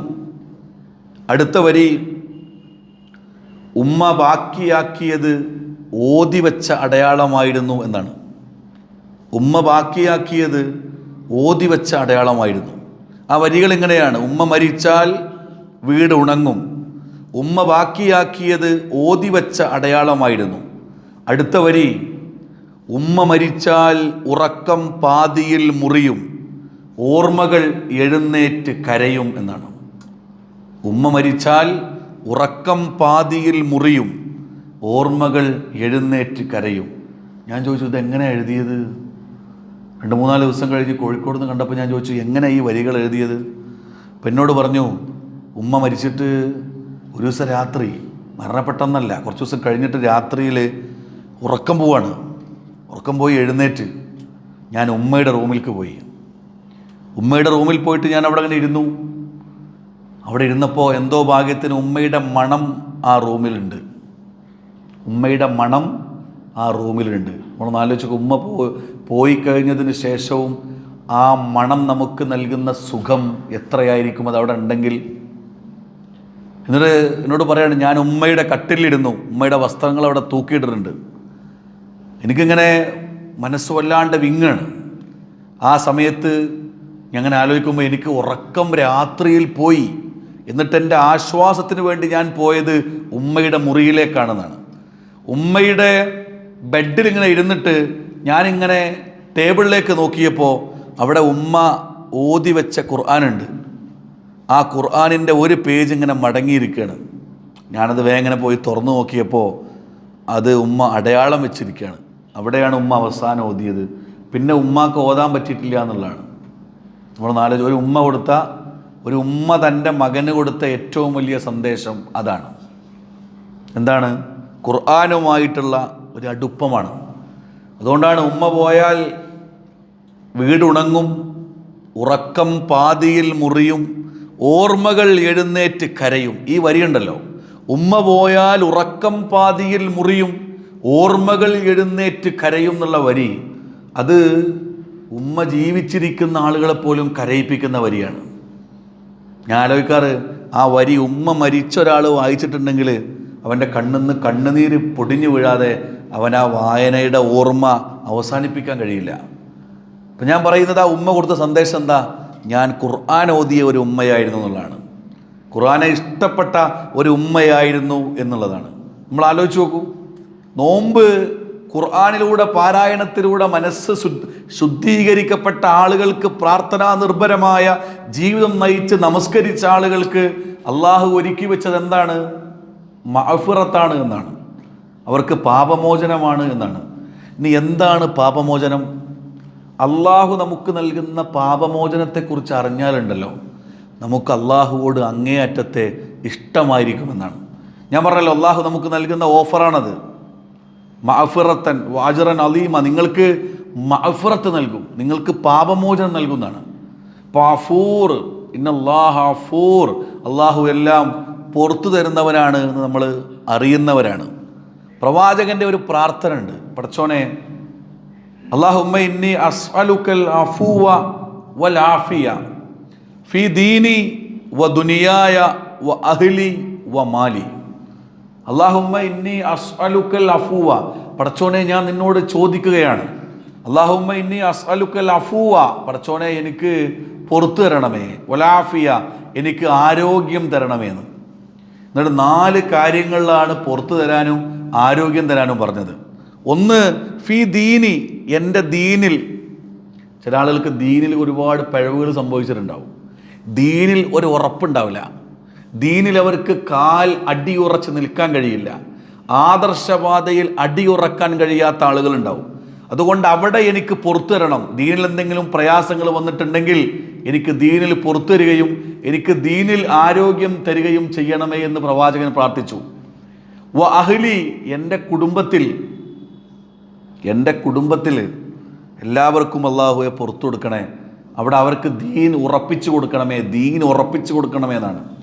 വ ദുനിയായ, എൻ്റെ ദുനിയാവിൽ, ഞാൻ പള്ളിയിലും നാട്ടിലും മാത്രമല്ല, ഞാൻ ഇടപെടുന്ന ഒരുപാട് സ്ഥലങ്ങളുണ്ട്, അവിടെ അള്ളാഹുവെ എനിക്ക് പുറത്തു തരണമേ, എനിക്ക് ആരോഗ്യം തരണമേ എന്നാണ്. വ മാലി, എൻ്റെ സമ്പത്തിൽ എന്നുള്ളതാണ്. നമ്മുടെ ഏറ്റവും വലിയ അഭിമാനം എന്ന് പറഞ്ഞാൽ നമ്മൾ അധ്വാനിച്ചുണ്ടാക്കുന്ന നമ്മുടെ സമ്പത്താണ്. ആ സമ്പത്തിൽ ഹറാം ഉണ്ടാകാൻ പാടില്ല. ആ സമ്പത്തിൽ എനിക്ക് ആരോഗ്യം തരണമേ എന്നുള്ളതാണ്. നിങ്ങളൊന്ന് ആലോചിച്ച് നോക്ക്, എത്ര വ്യാപ്തി ഉണ്ടെന്നറിയോ. ഒരു ജീവിതം മുഴുവൻ ആ പ്രാർത്ഥനയിലുണ്ട്. ദീനുണ്ട്, ദുനിയാവുണ്ട്, സമ്പത്തുണ്ട്, കുടുംബമുണ്ട്. അതിൽ 2 കാര്യങ്ങൾ, എനിക്ക് പുറത്തു തരണം, എനിക്ക് ആരോഗ്യം തരണം എന്നാണ്. അപ്പോൾ പ്രവാചകൻ പോലും പൊറുക്കലിന് വേണ്ടി പ്രാർത്ഥിക്കുകയാണ്. ഖുർആൻ നമ്മളോട് പറയാണ്, വസാരിഊ ഇലാ മഗ്ഫിറത്തിൻ മിർ റബ്ബിക്കും വജന്നത്തിൻ അർളുഹസ് സമാവാതി വൽ അർള് ഉഇദ്ദത്ത് ലിൽ മുത്തഖീൻ. ആ ഖുർആൻ ആയത്തിൻ്റെ 2ാമത്തെ ഭാഗം എന്താ? ആകാശ ഭൂമികളെക്കാൾ വിശാലമായ സ്വർഗം അള്ളാഹു ഒരുക്കിയിട്ടുണ്ട് എന്നാണ്. ഒന്ന് ആലോചിച്ച് നോക്കൂ. ആകാശ ഭൂമികളെക്കാൾ വിശാലമായ സ്വർഗം അള്ളാഹു നിങ്ങൾക്ക് ഒരുക്കിയിട്ടുണ്ട് എന്നാണ്. അതാലോചിച്ചിട്ട് ആ സ്വർഗം കിട്ടണമെന്ന ആഗ്രഹത്തിൽ അള്ളാഹുവോട് പ്രാർത്ഥിക്കണം നമ്മൾ. പടച്ചോനെ, എനിക്ക് എൻ്റെ കുറഞ്ഞ കാലത്തെ ജീവിതത്തിനിടയിൽ വന്നുപോയ പാകപ്പിഴവുകൾ എനിക്ക് പുറത്തിരണമേ എന്ന് നമ്മൾ അള്ളാഹുവോട് ദുആ ചെയ്യണം. അള്ളാഹു നോമ്പിന് നമുക്ക് പ്രത്യേക ഓഫർ നൽകിയതാണ്. അങ്ങനെ നമ്മൾ ചെയ്താലോ അള്ളാഹു നമുക്ക് പാപമോചനം നൽകുന്നതാണ്. ഇനി ആ പാപമോചനത്തിന് നമ്മൾ ഒഫറാൻ എന്നാണ് അറബിയിൽ പറയാം. ഒഫറാൻ എന്ന് പറഞ്ഞാൽ പാപമോചനം എന്ന് മാത്രമല്ല അതിൻ്റെ അർത്ഥം. ആ വാക്കിന് 3 പ്രധാനപ്പെട്ട അർത്ഥമുണ്ട്. എന്താ 3 പ്രധാനപ്പെട്ട അർത്ഥം? ഒന്ന്, നമുക്ക് അള്ളാഹു പാപമോചനം നൽകിയാൽ നമുക്ക് പാപമോചനം നൽകും, നമ്മുടെ പാപങ്ങളൊക്കെ പുറത്തു തരും. 2ാമത്തെ കാര്യം, അള്ളാഹു ഇഹലോകത്ത് നമ്മുടെ പാപങ്ങൾ പരസ്യപ്പെടുത്തില്ല. നിങ്ങൾ ആലോചിച്ച് നോക്ക്, ഇഹലോകത്ത് നമ്മുടെ പാപങ്ങൾ പരസ്യപ്പെടില്ല. ഇത് പടച്ചോൻ നമുക്ക് നൽകുന്ന ഓഫറാണ്. 3ാമത്തേത്, അള്ളാഹു നാളെ നിങ്ങൾക്ക് കാത്തുവച്ചിരിക്കുന്നൊരു ശിക്ഷയുണ്ട്. നമ്മൾ ചെയ്ത തെറ്റിന് അനുസരിച്ചുള്ള ശിക്ഷ ഉണ്ട്. ആ ശിക്ഷയും നിങ്ങൾക്ക് നൽകില്ല. ഒന്നാം, അള്ളാഹു നമുക്ക് പാപമോചനം നൽകും. 2, ഇഹലോകത്ത് നമ്മുടെ തെറ്റുകൾ അള്ളാഹു മറച്ചുപിടിക്കും. 3, നാളെ രക്ഷശിക്ഷകൾ, ഹിസാബിൻ്റെ ദിവസം, യൗമുൽ ഹിസാബിൻ്റെ ദിവസം, നിങ്ങളുടെ ജീവിതത്തിൻ്റെ കണക്കെടുപ്പെടുക്കുന്ന ദിവസം അള്ളാഹു നിങ്ങൾക്ക് ശിക്ഷ തരാതെ അതിൽ നിന്ന് അള്ളാഹു നിങ്ങളെ മാറ്റി നിർത്തുമെന്നാണ്. ഇങ്ങനെ നമുക്കൊരു ഓഫർ നൽകുന്നത് അള്ളാഹുവാണ്. അപ്പോൾ നമ്മൾ അള്ളാഹുവിനെ എത്ര ഇഷ്ടപ്പെടണം, നമ്മൾ എത്ര തോതിൽ പാപമോചനത്തിന് വേണ്ടിയിട്ട് നമ്മൾ അള്ളാഹുവോട് പ്രാർത്ഥിക്കണം. നിങ്ങൾ ആലോചിച്ച് നോക്കൂ. അള്ളാഹുവിനെ നമ്മൾ പ്രതീക്ഷിക്കണം, അള്ളാഹുവിനോട് നമ്മൾ പ്രാർത്ഥിക്കണം, അള്ളാഹുവോട് നമ്മൾ അടുക്കണം, ഒക്കെ വേണം. അള്ളാഹുവിനെ നമ്മൾ ഭയപ്പെടുകയും വേണം. മതത്തിൻ്റെ പ്രധാനപ്പെട്ട ഒരു ഭാഗം ഭയപ്പെടുക എന്നുള്ളതാണ്. വലിമൻ ഖാഫ മഖാമ റബ്ബിഹി ജന്നത്താൻ. അള്ളാഹു സംശയലേശമെന്നെ, ഒരു സംശയത്തിനും ഇടയില്ലാത്ത വിധം അള്ളാഹു പറഞ്ഞു, വലിമൻ ഖാഫ മഖാമ റബ്ബിഹി ജന്നത്താൻ. എന്നെ ഭയപ്പെട്ട് ജീവിക്കുന്ന ആളുകൾക്ക് നാളെ പരലോകത്ത് എന്തുണ്ട്, നാളെ സ്വർഗത്തിൽ എന്തുണ്ട്? 2 തോട്ടങ്ങളുണ്ട് എന്നാണ്. 2 തോട്ടങ്ങളുണ്ട്. അറേബ്യയിൽ കാട്ടറബികളായി ജീവിച്ച ഒരു സമൂഹത്തെ പ്രവാചകൻ പരിവർത്തിച്ചപ്പോൾ അവർക്ക് അള്ളാഹു എന്നുള്ളൊരു ഭയം ഉണ്ടായിരുന്നു. അതുകൊണ്ടാണ് അവർ മദ്യം ഒഴിവാക്കിയത്. അതുകൊണ്ടാണ് ഭോഗവസ്തുവായി മാത്രം കണ്ട സ്ത്രീകൾക്ക് ശരീരം മാത്രമല്ല, അവർക്ക് അഭിമാനമുണ്ട്, അവർക്ക് അവകാശമുണ്ട്, അവകാശ നിഷേധങ്ങൾക്കെതിരെ സംസാരിക്കാൻ അവകാശമുണ്ട്, പോരാടാൻ അവകാശമുണ്ട് എന്ന് ഇസ്ലാം അവരെ പഠിപ്പിച്ചത്. നിങ്ങൾ ആലോചിച്ച് നോക്കണം. അപ്പോൾ ആ പാപമോചനമാണ്. പടച്ചോനെ എനിക്ക് പുറത്തു തരണേ. വ്യഭിചരിച്ച സ്ത്രീയും പുരുഷനും പ്രവാചക സന്നിധിയിൽ വന്ന് തൊഹീർനെ യാ റസൂലല്ലാ, ഞങ്ങളെ ശുദ്ധീകരിക്കണമേ എന്ന് പറയാനുണ്ടായ കാരണം ഈ പ്രാർത്ഥനയും ഈ പ്രതീക്ഷയും ഈ ഭയവുമൊക്കെയാണ്. അവിടെയാണ് വിശ്വാസിയുടെ ജീവിതവും വിശ്വാസിയുടെ മനസ്സും അള്ളാഹുവുമായിട്ട് അടുക്കുന്നത്. പ്രിയപ്പെട്ടവരെ, അങ്ങനെ അള്ളാഹു നമുക്ക് പാപമോചനം ഓഫർ ചെയ്തിട്ടുണ്ട് നോമ്പിന്. അപ്പോൾ നമ്മൾ എന്ത് ചെയ്യണം? അള്ളാഹുവോട് അങ്ങനെ പ്രാർത്ഥിക്കണം, അടുക്കണം, സ്വതക്ക ചെയ്യണം. നമ്മുടെ കയ്യിലുള്ള എന്ത് അനുഗ്രഹമാണോ അത് നമ്മൾ കൊടുക്കണം. നിങ്ങൾ കണ്ടിട്ടില്ലേ, കോഴിക്കോട് മെഡിക്കൽ കോളേജിൻ്റെ അടുത്ത് ബക്കറ്റ് പിരിവെടുക്കുന്ന കുറേ കുട്ടികൾ. എന്തിനാണ്? അവരുടെ ഏറ്റവും പ്രിയപ്പെട്ട ഒരു സുഹൃത്തിൻ്റെ കിഡ്നി മാറ്റിവെക്കാൻ ശസ്ത്രക്രിയക്ക് 40 ലക്ഷം രൂപ വേണം. അവർ വെയിലത്ത് ഇറങ്ങിത്തിരിക്കുകയാണ്. എന്നിട്ട് പണമുള്ള വീട്ടിലെ കുട്ടികൾ തന്നെയാണ് അവർ, അത്യാവശ്യം സൗകര്യമുള്ള വീട്ടിലെ കുട്ടികളാണ്. പക്ഷെ അവരുടെ ഒരു തയ്യാറെടുപ്പ് എന്താണ്? തൻ്റെ പ്രിയപ്പെട്ട ഒരാൾക്ക് ഒരാശ്രയമായി തീരണം എന്നാണ്. അള്ളാഹു പറഞ്ഞത് അംഫിക്കൂ മിമ്മാ റസഖ്നാക്കും, നിങ്ങൾക്ക് നൽകിയതിൽ നിന്ന് നിങ്ങൾ നൽകുക. നിങ്ങൾ ആലോചിച്ച് നോക്കൂ. ഇപ്പോൾ അബൂ ഹുറൈറ റളിയല്ലാഹു അൻഹുവിന് എന്താണ് ക്യാപിറ്റൽ? നമ്മൾ സാധാരണ ഒരു വ്യക്തിയെക്കുറിച്ച് പറയാറുണ്ട്, ഒരു വ്യക്തിക്ക് എന്ത് ക്യാപിറ്റൽ ഉണ്ട് എന്ന് പറയാറുണ്ട്. എന്താണ് ക്യാപിറ്റൽ? മൂലധനം എന്ന് പറയും. ബിസിനസ്സിന് ഇറങ്ങുമ്പോൾ, നമ്മൾ ബിസിനസ്സിന് ഇറങ്ങുമ്പോൾ 3 ആളുമായിട്ട് ബിസിനസ് എടുത്താണെങ്കിൽ ആ 3 ആളുകളും അവരുടെ ക്യാപിറ്റൽ പറയും, എനിക്ക് ഇത്ര പൈസ ഉണ്ട് എന്നുള്ളത്. നമ്മളൊന്ന് ആലോചിച്ച് നോക്കൂ. ഹെർമൻ ഹെസ്സെ എന്ന് പറയുന്ന ലോകപ്രശസ്തനായ എഴുത്തുകാരൻ്റെ അതിപ്രശസ്തമായൊരു നോവലാണ് സിദ്ധാർത്ഥ എന്ന് പറയുന്ന നോവൽ. അത് ബുദ്ധനെക്കുറിച്ചുള്ളൊരു അവതരണമാണ്. അതിൽ കേന്ദ്ര കഥാപാത്രമായ സിദ്ധാർത്ഥ കാട്ടിലേക്ക് ആത്മീയത അന്വേഷിച്ച് പോവാണ്. അവിടുന്ന് ആ കാട്ടിലെ ആത്മീയത മുഴുവൻ പഠിച്ച് മനഃപ്പാടമാക്കിയിട്ട് അത് മടുത്തപ്പോൾ വീണ്ടും നാട്ടിലേക്ക് തിരിച്ചു വരികയാണ്. എന്നിട്ട് ഒരു ബിസിനസ് മാൻ ആവാൻ തീരുമാനിക്കുന്നുണ്ട്. അപ്പോൾ കണ്ടുമുട്ടുന്ന വേറൊരു ബിസിനസ്സുകാരനാണ് കാമസ്വാമി എന്ന് പറഞ്ഞ ആൾ. കാമസ്വാമിയോട് സിദ്ധാർത്ഥ പറയുന്നുണ്ട്, എനിക്ക് ബിസിനസ്സുകാരനാവണം, നിങ്ങളെ കൂടെ ഞാൻ കൂടുകയാണെന്ന്. അപ്പോൾ ഈ കാമസ്വാമി ചോദിക്കുന്നുണ്ട്, അല്ല നിൻ്റെ കയ്യിൽ എന്താണ് മൂലധനമായിട്ടുള്ളത്? എന്ത് ക്യാപിറ്റലാണ് നിൻ്റെ കയ്യിലുള്ളത്?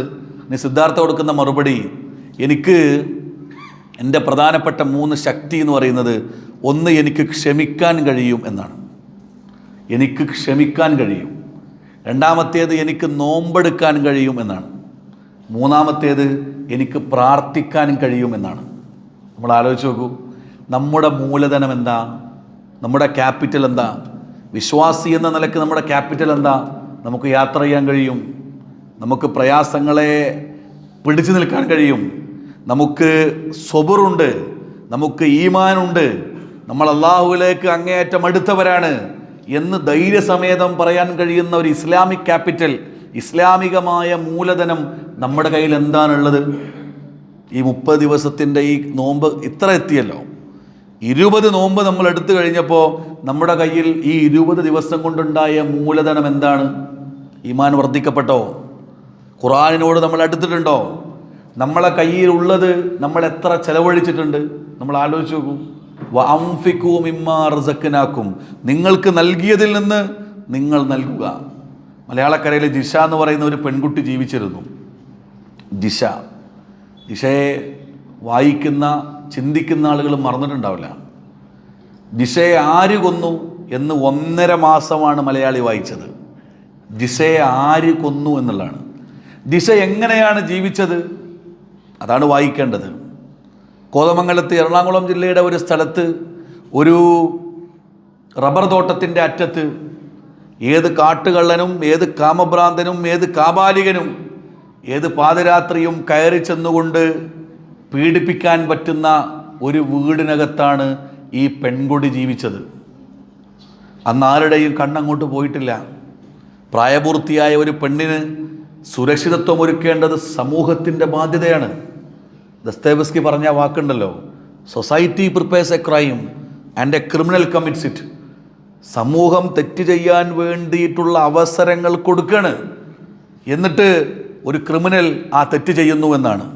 നമ്മുടെ നാട്ടിലെ ലഹരി ഉൽപ്പന്നങ്ങൾ ഇവിടെ ഇത്ര തോതിൽ വിൽപ്പന ചെയ്യപ്പെട്ടപ്പോൾ, 2500 കോടി രൂപയുടെ ലഹരി വസ്തുക്കൾ വിൽപ്പന നടത്തിയപ്പോൾ നമ്മുടെ മക്കൾക്ക് ലഹരി വാങ്ങാൻ പണം എവിടുന്നാണ് കിട്ടിയത്?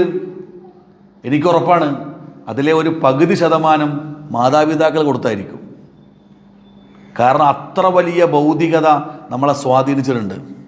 വളരെയധികം മെറ്റീരിയലൈസ് ചെയ്യപ്പെട്ട ഭൗതികവൽക്കരണത്തിൽ ആധുനിക ലോകത്തെ സുഖങ്ങൾക്ക് അടിമപ്പെട്ടുകൊണ്ടാണ് ഞാനും നിങ്ങളും ഒരു വേള ജീവിച്ചു കൊണ്ടിരിക്കുന്നത്. അപ്പോൾ അങ്ങനത്തെ ആളുകൾക്ക് അള്ളാഹു മഅ്ഫിറത്ത് തരണമെന്നുണ്ടെങ്കിൽ നമ്മൾ എത്രയധികം ഈ ഭൗതികമായ താല്പര്യത്തോട് വിട പറഞ്ഞ് അള്ളാഹുവിൻ്റെ ദീനിലേക്ക് നമ്മൾ അടുക്കേണ്ടതുണ്ട്. അള്ളാഹു പറഞ്ഞില്ലേ, ആരാ നശിക്കുന്ന ആളുകൾ? ഖുർആൻ ഇങ്ങനെ എടുത്ത് നോക്കിയാൽ വിജയിക്കുന്നവർ, നശിക്കുന്നവർ, അവിശ്വാസികൾ, പല രീതിയിൽ അള്ളാഹു മനുഷ്യരുടെ ഹൃദയങ്ങളുമായി സംവദിച്ചിട്ടുണ്ട്. അതിൽ നശിക്കുന്ന ആളുകളെക്കുറിച്ച് ഖുർആൻ പറയുന്നിടത്ത് അള്ളാഹു പറയുന്നുണ്ട്, ഇന്നല്ലദീന ലാ യർജൂന ലിഖാഅന വറളൂ ബിൽ ഹയാത്തിദ് ദുനിയ വത്മഅന്നു ബിഹാ വല്ലദീന ഹും അൻ ആയാത്തിനാ ആഫിലൂൻ. ഇന്നല്ലദീന ലാ യർജൂന ലിഖാഅന, അവർക്ക് നാളെ എന്നെ കണ്ടുമുട്ടണം എന്ന പ്രതീക്ഷയില്ല. വല്ലാത്തൊരു ഡയലോഗാണിത്. കറക്റ്റാണ്, സ്ട്രെയിറ്റ്, ഡയറക്റ്റാണ്. ചില ആളുടെ ജീവിതം നമ്മൾ നോക്കിയാൽ അവർക്ക് നാളെ റബ്ബിനെ കണ്ടുമുട്ടണം എന്നുള്ള ഒരു പ്രതീക്ഷ ഉണ്ടാവില്ല. ഇന്നല്ലദീന ലാ യർജൂന ലിഖാഅന, ആയത്തിൻ്റെ അടുത്ത ഭാഗം വറളൂ ബിൽ ഹയാത്തിദ് ദുനിയ വത്മഅന്നു ബിഹാ. പിന്നെ അവർക്ക് ഇഹലോകത്ത് ചില സുഖങ്ങളൊക്കെ നമ്മൾ കൊടുത്തിട്ടുണ്ട്. ആ സുഖമാണ് യഥാർത്ഥ സുഖം എന്ന് വിചാരിച്ചിരിക്കുന്നവരാണ് അവർ. വല്ലദീന ഹും അൻ ആയാത്തിനാ ആഫിലൂൻ, അവർ എൻ്റെ ദൃഷ്ടാന്തങ്ങളെ തള്ളിക്കളയുന്നവരാണ് അവർ എന്നാണ്. അതിൽ ആദ്യത്തെ ഭാഗം നിങ്ങൾ നോക്കൂ. ചില ആളുകൾ ഇങ്ങനെ ജീവിച്ചുകൊണ്ടിരിക്കുമ്പോൾ ഒരു വീട് വെച്ച് അത് പൊളിച്ച് വേറെ വീട് വെക്കും. പിന്നെ ഓരോ വർഷവും പെയിൻറ്റുകൾ ഇങ്ങനെ മാറ്റിയടിക്കും. നിങ്ങൾ കണ്ണൂരൊക്കെ പോയി നോക്കണം. കണ്ണൂരിൻ്റെ ചില തീരപ്രദേശങ്ങളിൽ മുസ്ലിങ്ങൾ ഉണ്ടാക്കിയ വീട് കണ്ടാൽ നിങ്ങൾ അത്ഭുതപ്പെട്ടു പോകും. 3 പേര് മാത്രമേ താമസിക്കാനുള്ളൂ. 3 പേര് താമസിക്കാൻ 13 പേരുടെ വീടുണ്ടാക്കി വെച്ചിട്ടുണ്ട്. 13 പേരുടെ ആ വീടിൻ്റെ എൻട്രി പോലും അങ്ങനെയാണ്. കണ്ണൂരിലെ അതിർത്തി പ്രദേശമായ പെരിങ്ങത്തൂർ, നാദാപുരം, മാട്ടൂൽ, കണ്ണൂരിൻ്റെ വിവിധ പ്രദേശങ്ങളിലൊക്കെ മുസ്ലിം സമൂഹം അവരുടെ ആർഭാടത്തെ എങ്ങനെ പ്രദർശിപ്പിച്ച് വെച്ചിരിക്കുകയാണ്. എവിടേക്കാണ്?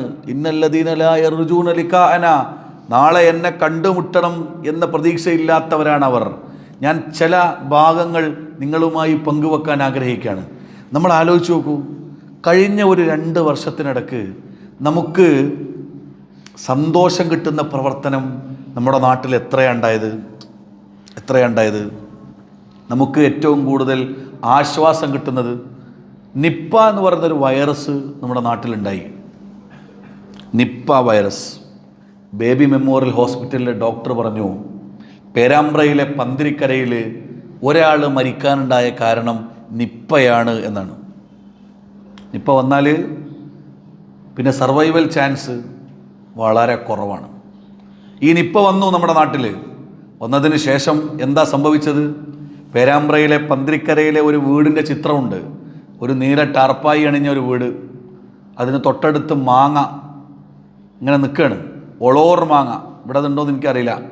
ഒളോർ മാങ്ങ കൊത്തിപ്പറിക്കുന്ന വവ്വാലുകൾ, അതിൻ്റെ ചിത്രം ഇങ്ങനെ പത്രത്തിൽ വന്നിട്ടുണ്ടായിരുന്നു. ആ ഒളോർ മാങ്ങയിൽ വന്നിരിക്കുന്ന വവ്വാലുകളിൽ നിന്നാണ് നിപ്പയുണ്ടായത് എന്ന് ബേബി മെമ്മോറിയൽ ഹോസ്പിറ്റലിലെ ഡോക്ടർ പറഞ്ഞു. ആദ്യം ഒരു വീട്ടിൽ നിന്ന് ഒരാൾ മരണപ്പെട്ടു. 33 ദിവസം പിന്നിട്ടപ്പോൾ ഒരേ വീട്ടിൽ നിന്ന് 3 മയ്യത്തുകളാണ് പള്ളിക്കാട്ടിലേക്ക് പോയത്. ഒരേ വീട്ടിൽ നിന്ന് 3 മയ്യത്തുകളാണ് പള്ളിക്കാട്ടിലേക്ക് പോയത്. നിങ്ങൾ ആലോചിച്ച് നോക്കണം. ഇത് കണ്ടിട്ട് നമ്മൾ എത്ര റബ്ബിനെക്കുറിച്ച് ആലോചിച്ചു.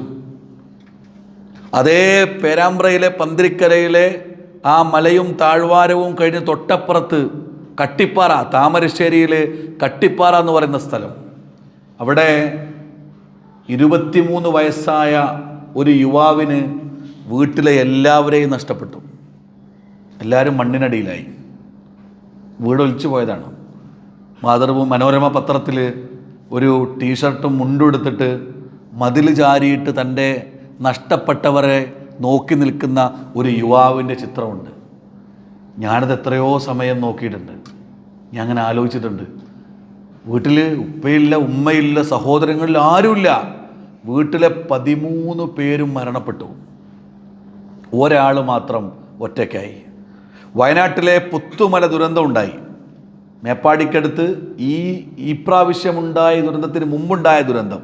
അതേ സമയത്ത് നിലമ്പൂരിൽ 60 ലക്ഷത്തിന് ഒരാളുണ്ടാക്കിയ വീട് നേരെ വെള്ളത്തിലേക്ക് വീണു. അദ്ദേഹം നാട്ടുകാരോട് പറഞ്ഞത് ഞാൻ ദരിദ്രനായി എന്നാണ്. 34 വർഷത്തെ പ്രവാസ ജീവിതം കൊണ്ട് പണിതുയർത്തിയ വീട് 3 സെക്കൻഡ് കൊണ്ട് പൊടുന്നനെ വീണ് അദ്ദേഹം ദരിദ്രനായി ഒലിച്ചുപോയി എന്നാണത്. ഒലിച്ചു പോകണ ഒരു വീട് ഒലിച്ചു പോവാണ്. എത്ര പെട്ടെന്ന സാഹചര്യങ്ങൾ മാറിയത് നിങ്ങൾ ആലോചിച്ച് നോക്കൂ. വയനാട്ടിലെ പുത്തുമല ദുരന്തമുണ്ടായിട്ട് ഞങ്ങൾ കുറച്ച് ആളുകൾ പുത്തുമല കാണാൻ വേണ്ടി പോയി. അവിടെ ഞങ്ങളെത്തുമ്പോൾ ഒരു വൈകുന്നേരമാണ്. ആ വൈകുന്നേരം ഞങ്ങളെത്തുമ്പോൾ മഴ പെയ്തു. വയനാടാണ്, ഇടക്കിടക്ക് മഴ പെയ്യുന്ന സ്ഥലമാണ്. മഴ പെയ്തപ്പോൾ ഞങ്ങൾ ഓടിയിട്ടൊരു ബസ് സ്റ്റോപ്പിൽ കയറി നിന്നു. ബസ് സ്റ്റോപ്പിൽ കയറുന്നപ്പോൾ എൻ്റെ അടുത്ത് ടീഷർട്ടൊക്കെ ഇട്ട് ജീൻസ് പാൻറ്റ് ധരിച്ചിട്ടുള്ള ഒരു കുട്ടി എൻ്റെ അടുത്ത് വന്നു. ഒരു ബാഗ് ഉണ്ട് ആ കുട്ടീൻ്റെ കയ്യിൽ. ആ ബാഗുള്ള കുട്ടി എന്നോട് പറഞ്ഞു, നിങ്ങൾ കുറച്ച് കടല തരട്ടേന്ന്. ഞാൻ പറഞ്ഞു തന്നോളൂ. ഞാൻ കടല വാങ്ങി അതിൻ്റെ പൈസ കൊടുത്തു. മഴ മാറിയിട്ടില്ല. ഞാൻ ചോദിച്ചു എന്താണ് പേര്? ഇപ്പം ഇന്നതാണ് പേര്. എവിടെയാ വീട് എന്ന് ചോദിച്ചപ്പോൾ അതുവരെ എന്നോട് ചിരിച്ച കുട്ടിയുടെ മുഖം മാറി. എന്നോട് പറഞ്ഞു വീട് ആ മലമുകളിലായിരുന്നു. ആ ദുരന്തം ഉണ്ടായപ്പോൾ ഞാനും ഉമ്മയും പുറത്തായിരുന്നു, പക്ഷെ ഉപ്പ വീട്ടിലുണ്ടായിരുന്നു. ഉപ്പ ആ ദുരന്തത്തിൽപ്പെട്ടു മണ്ണിനടിയിലായി.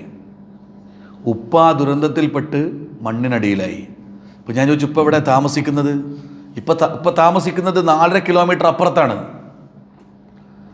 ഞാൻ വീട്ടിൽ തിരിച്ചെത്തിയിട്ട് ആ വയനാട്ടിലേക്കുള്ള യാത്രയുടെ ഓർമ്മകൾ മനസ്സിലിങ്ങനെ കൊണ്ടുവരികയാണ്. എനിക്ക് വേറെ സ്ഥലങ്ങളിൽ പോയതൊന്നും ഓർമ്മയില്ല.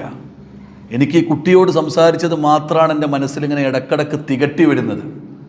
ഞാൻ ആലോചിച്ചു, സ്വന്തം പിതാവ് മരണപ്പെട്ട സ്ഥലത്ത് സന്ദർശകരായി എത്തുന്നവർക്ക് കടല വിറ്റുകൊണ്ട് ജീവിക്കാൻ വിധിക്കപ്പെട്ട ആ കുട്ടി അനുഭവിക്കുന്ന ഒരു ഭീകരതയുണ്ട്. നിങ്ങൾ ആലോചിച്ച് നോക്കണം. മുസ്ലിമാണ്, ഏത് മതമാവട്ടെ, ആ കുട്ടിയുടെ മാനസികാവസ്ഥ ആലോചിച്ച് നോക്കൂ. പിതാവ് മരിച്ച ഒരു സ്ഥലത്ത് സന്ദർശിക്കാൻ വരുന്നവർക്ക് കടല വിറ്റുകൊണ്ടിരിക്കുകയാണ്. നമുക്കങ്ങനെ ജീവിക്കാൻ പറ്റുമോ? അവിടെയാണ് നമ്മൾ റബ്ബിനെക്കുറിച്ച് ആലോചിക്കേണ്ടത് പ്രിയപ്പെട്ടവരെ. അങ്ങനെയുള്ള ദുരന്തങ്ങൾ നമ്മൾ മേപ്പാടി ചൂരൽമലയിൽ ഒരു മല മുഴുവൻ ഒലിച്ചുപോയി. അന്ന് ഞാൻ കോഴിക്കോട് കടവ് റിസോർട്ടിൽ വിദേശ അതിഥികളുമായിട്ട് ഇങ്ങനെ സംസാരിച്ച് ഞാൻ എൻ്റെ ജീവിതത്തിൽ പുതിയ അറിവുകൾ ഇങ്ങനെ പണ്ഡിതന്മാരിൽ നിന്ന് കിട്ടിയിട്ട് ഞാനിങ്ങനെ സന്തോഷിച്ച് നിൽക്കുന്ന സമയമാണ്. ഞാൻ തലേ ദിവസം ചാലിയാറിൽ ഈ അതിഥികളുമായി പോയിട്ട് ചാലിയാറൊക്കെ കാണിച്ചു കൊടുത്തു. ഞാൻ പറഞ്ഞത് മൂന്ന് ഭാഗമായി ചാലിയാർ വന്ന് ഒരുമിക്കുന്ന സ്ഥലമാണ്. ഈ റിസോർട്ടിൻ്റെ എല്ലാ ഭാഗവും കാണിച്ചു കൊടുത്ത് അവരെങ്ങനെ അവിടെ കൊണ്ടുപോയിട്ട് ഉറക്കി കിടത്തിയതാണ്. എന്നെ അതിരാവിലെ വയനാട്ടിലെ ദുബായിലുള്ള ഒരു സുഹൃത്ത് എന്നെ വിളിച്ചു.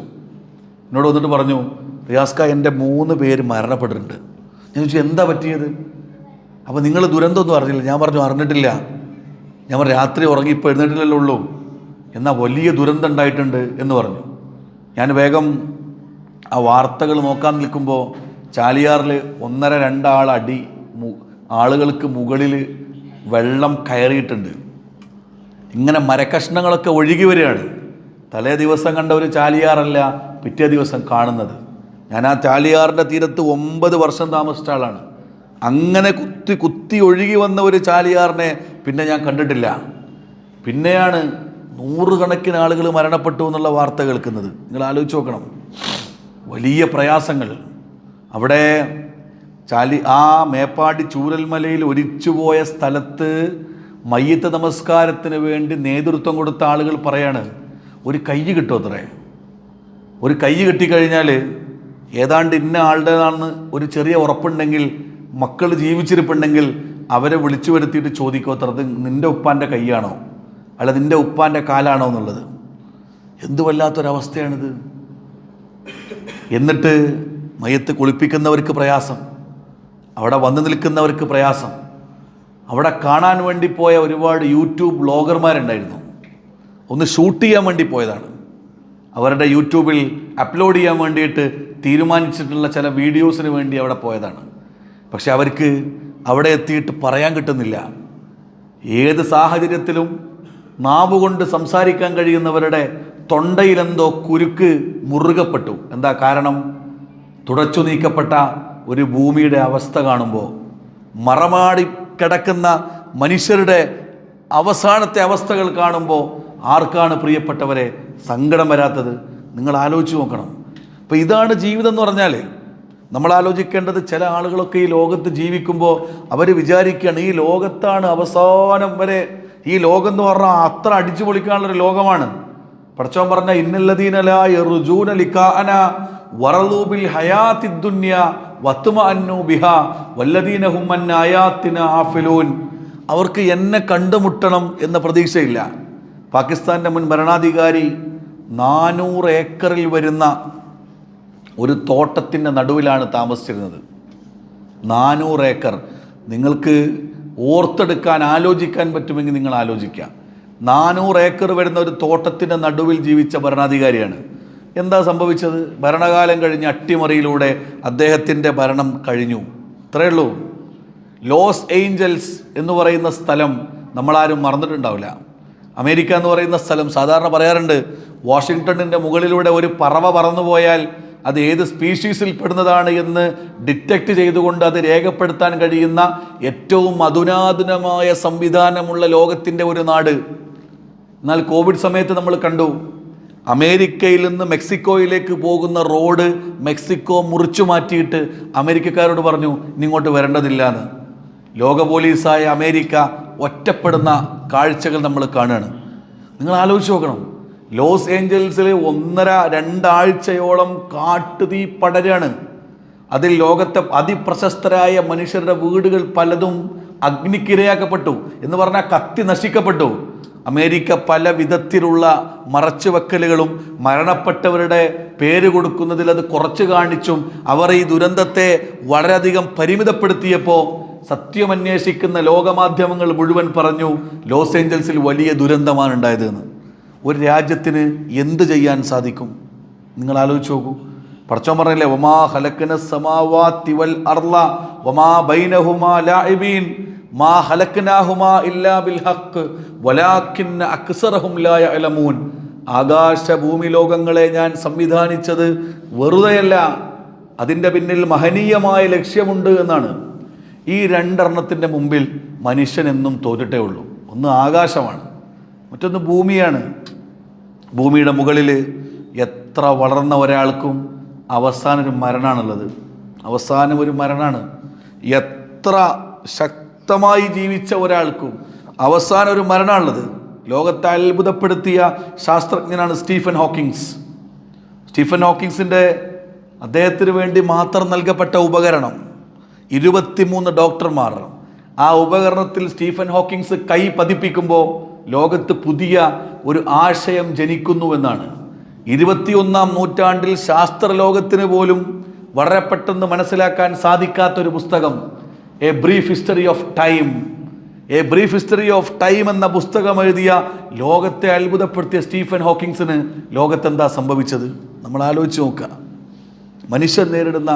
മനുഷ്യനൊരു ജൈവികമായ ജീവിയാണ്. ഒരു അനാട്ടമി ഉണ്ട് മനുഷ്യന്. അതങ്ങ് തകർന്നാൽ, ഒരു വിരലിൽ ചലിക്കാതെയായാൽ മനുഷ്യൻ്റെ ചലനത്തിൻ്റെ എത്ര % കുറയും? ഒരു ഭാഗത്തേക്ക് രക്തം ഒഴുകാതെയായാൽ അവൻ്റെ ആ ഭാഗം തളർന്നു എന്നാണ് നമ്മൾ പറയുക. നമ്മൾ ആലോചിച്ച് നോക്കണം. കൈഭാഗത്തേക്ക് രക്തം ഒഴുകിയില്ലെങ്കിൽ കൈ അനക്കാൻ കഴിയില്ല. ഇത്രയേ ഉള്ളൂ മനുഷ്യ ജീവിതം എന്ന് പറഞ്ഞാൽ. ലോകത്തെ വെട്ടിപ്പിടിച്ച സ്റ്റീവ് ജോബ്സ്, എല്ലാ ആധുനിക ലോകത്ത് ഏറ്റവും കൂടുതൽ ചർച്ച ചെയ്യുന്ന ഒരു മാസ്മരിക പ്രതിഭയാണ്. എന്നെ വല്ലാണ്ട് അത്ഭുതപ്പെടുത്തിയൊരു പ്രതിഭയാണ് സ്റ്റീവ് ജോബ്സ്. സ്റ്റീവ് ജോബ്സ് എത്രയോ കിലോമീറ്ററുകൾ ദാരിദ്ര്യം കൊണ്ട് നടന്നുപോയി അമ്പലത്തിൽ നിന്ന് രാവിലെ ഭക്ഷണം വാങ്ങി അത് ഉച്ചക്കും കഴിച്ചിട്ട് അങ്ങനെ ജീവിച്ച ഒരാളാണ്. 100 ചെയറുകൾ ഉപയോഗിച്ച ആളാണ്. എന്നെ വല്ലാണ്ട് അത്ഭുതപ്പെടുത്തിയ ഒരു റെഫറൻസ് ആയിട്ട് അത്. 100 ചെയറുകൾ. ഒരു ചെയറിലിരുന്നിട്ട് ഒരു ആശയം കിട്ടിയിട്ടില്ലെങ്കിൽ അടുത്തതിലേക്ക് മാറും. തൻ്റെ ആശയം അതിൻ്റെ ഏറ്റവും സക്സസ് പോയിന്റിലേക്ക് എത്തിക്കുന്നത് വരെ അദ്ദേഹം അങ്ങനെ കൊണ്ടു നടന്ന് ഗവേഷണങ്ങൾ നടത്തിയ വിശ്വപ്രതിഭയാണ്. പക്ഷെ ജീവിതത്തിൽ അദ്ദേഹം നേരിട്ട പ്രതിസന്ധി എന്താണ്? അദ്ദേഹം നേരിട്ട ഏറ്റവും വലിയ ഒരു പ്രതിസന്ധി, അദ്ദേഹത്തിൻ്റെ പിതാവ് ആരാണെന്ന് അദ്ദേഹത്തിന് അറിയില്ലായിരുന്നു. Who is your father? ലോകം അദ്ദേഹത്തോട് ചോദിച്ചൊരു ചോദ്യം അതാണ്. തൻ്റെ ഉമ്മയുടെ അധാർമികമായ ജീവിതം കൊണ്ട് തൻ്റെ പിതാവ് ആരാണെന്നറിയാത്ത അവസ്ഥ ആ മഹാപ്രതിഭയ്ക്കുണ്ടായിരുന്നു. അതാണ് അദ്ദേഹത്തിൻ്റെ ഒന്നാമത്തെ പ്രശ്നം എന്ന് പറയുന്നത്. രണ്ടാമത്തേത് അദ്ദേഹത്തിന് ബാധിച്ച പാൻക്രിയാറ്റിക് ക്യാൻസറാണ്. ഒരു അസുഖം വന്നു കഴിഞ്ഞാൽ തളർന്നു വീഴില്ല ഒരാൾ, തളർന്നു വീഴും. അസുഖം ലോകത്ത് പടച്ചോണതുകൊണ്ടാണ് ഖുർആനിൽ അസുഖത്തെക്കുറിച്ച് പറയുന്നത്. ലോകത്ത് മനുഷ്യർക്ക് നമുക്കൊരു അസുഖം വന്നാൽ നമ്മൾ തളർന്നു, പ്രിയപ്പെട്ടവരെ. നമുക്കുള്ള ഊർജ്ജവും ഊക്കും ഈ ഉണർവും അസുഖ സമയത്തുണ്ടാവില്ല. എന്താ കാരണം? ഡോക്ടർമാരൊക്കെ പറയും റെസ്റ്റ് എടുക്കാൻ. അയ്യൂബ് നബി അലൈഹി സ്വലാത്തു വസ്സലാമിന് അസുഖം വരികയാണ്. വ അയ്യൂബ ഇദ്നാദാ റബ്ബഹു അന്നീ മസ്അനിയൽ ദുർർ വ അൻത അർഹമുർ റാഹിമീൻ. പടച്ചോൻ, ഈ അസുഖം എൻ്റെ റബ്ബ്, അർഹമുറാഹിമീനായ റബ്ബ് എനിക്ക് ഈ അസുഖം മാറ്റിത്തരുമെന്നാണ്. എന്നാൽ അസുഖം വരുന്നതിന് മുന്നേയുള്ളൊരു ചരിത്രമുണ്ട്. ആ ചരിത്രം ആദ്യം നമ്മൾ വായിക്കണം. എല്ലാ അനുഗ്രഹങ്ങളുമുള്ള, സൗന്ദര്യമുള്ള, എത്രയോ കാലം സുഖങ്ങൾ മുന്നിലിങ്ങനെ നിവർത്തപ്പെട്ട് കടന്നിരുന്ന അയ്യൂബ് നബി അലൈഹി സ്വലാത്തു വസ്സലാമിൻ്റെ ജീവിതത്തിലേറ്റ ഏറ്റവും വലിയ പരീക്ഷണം അസുഖമെന്ന പരീക്ഷണമായിരുന്നു. അവിടെയൊക്കെയാണ് പടച്ചോൻ ഈമാണ്ടോ നോക്കുക. നമ്മുടെ നാട്ടിലെ ആൾക്കാർ അന്ധവിശ്വാസികളാകുന്ന ഒരു പോയിൻ്റ് അവിടെയാണ്. അസുഖം വന്നാൽ അവർക്ക് ഡോക്ടർമാർ പോരാ, അവർക്ക് മതം പോരാ. മതത്തിനകത്ത് വ്യാജമായി പ്രവർത്തിച്ചു കൊണ്ടിരിക്കുന്ന ആളുകളിലേക്ക് ആളുകൾ പോകും. അതാണ് അന്ധവിശ്വാസം എന്ന് പറഞ്ഞാൽ. ഞാൻ അതിലേക്ക് പോകുന്നില്ല. ഞാൻ പറയുന്നത് അവിടെ നമുക്ക് പിടിച്ചു നിൽക്കാൻ പറ്റുന്നുണ്ടോ? പടച്ചോ നമ്മളെങ്ങനെ നോക്കും? വലനബുലുവന്നക്കും ഹത്താ നഅലമൽ മുജാഹിദീന മിൻകും വസ്വാബിരീൻ വലനബുലു അഖ്ബാറക്കും. നിങ്ങൾക്ക് പരീക്ഷണങ്ങൾ ഇങ്ങനെ തന്നുകൊണ്ടിരിക്കും. നോമ്പൊരു പരീക്ഷണമാണ്. നോമ്പിന് നമ്മുടെ ഈമാൻ പടച്ചോൻ ടെസ്റ്റ് ചെയ്യാണ്. അതുകൊണ്ടാണ് നോമ്പ് ഇപ്പം നമ്മൾ നമസ്കരിക്കുന്നത് എല്ലാവരും കാണും. നമ്മൾ സക്കാത്ത് കൊടുക്കുന്ന ആളുണ്ട്, അത് സ്വീകരിക്കപ്പെടുന്ന ഒരാളുണ്ട്. രാത്രി നമസ്കാരങ്ങളിൽ നമ്മൾ പള്ളിയിലാണെങ്കിൽ അത് കാണും. നമ്മൾ ചെയ്യുന്ന പലതും നമ്മുടെ കുടുംബമോ നമ്മുടെ നാടോ കാണും. നോമ്പെടുക്കുന്നത് ആരും കാണുന്നില്ല. ഒരു മുസ്ലിമിൻ്റെ അതീവ രഹസ്യമായ ആരാധനാ കർമ്മത്തിൻ്റെ പേരാണ് സൗം എന്ന് പറഞ്ഞാൽ. നമ്മൾ ആലോചിച്ച് നോക്കണം. ആ നോമ്പെടുത്തിട്ട് ഒരാൾക്ക് അള്ളാഹു മഅ്ഫിറത്ത് കൊടുത്തു എന്ന് പറഞ്ഞാൽ അത് ഏറ്റവും വലിയ അനുഗ്രഹമാണ്. ഇപ്പോൾ ലോകത്ത് പല ആളുകളും നോമ്പിൻ്റെ സമയത്ത് വർക്ക് ചെയ്യാറില്ല. GCC നാടുകളിൽ, വിദേശ നാടുകളിലൊക്കെ പല ആളുകളും നോമ്പിന് ലീവ് എടുക്കാറാണ്. എന്താണ്? ആരാധനാ കർമ്മത്തിൽ അങ്ങേയറ്റം ശ്രദ്ധ ചെലുത്തിയിട്ട് ജീവിക്കാൻ വേണ്ടിയിട്ട്. കാരണം ഇതൊരു ഓഫറിൻ്റെ കാലമാണ്. ആ 30 ദിവസം കഴിഞ്ഞാൽ പിന്നെ ആ ഓഫർ ഉണ്ടാവില്ല. അതുകൊണ്ട് പരമാവധി നോമ്പിലേക്ക് നമ്മളിങ്ങനെ ഇണങ്ങി വരിക. ഖുർആനിലേക്ക് നമ്മളിങ്ങനെ ഇറങ്ങി, നമ്മളൊന്ന് ആലോചിച്ച് നോക്കും. ഖുർആനിലൂടെ നമ്മളിങ്ങനെ അതിലേക്ക് ഇറങ്ങി വന്നാൽ അള്ളാഹു പറയുന്ന വിവിധങ്ങളായ അത്ഭുതങ്ങൾ. ഒരു സ്ഥലത്ത് അള്ളാഹു പറയുന്നുണ്ട്, സത്യനിഷേധികളെക്കുറിച്ചാണ് ഖുർആൻ്റെ ആയത്ത്.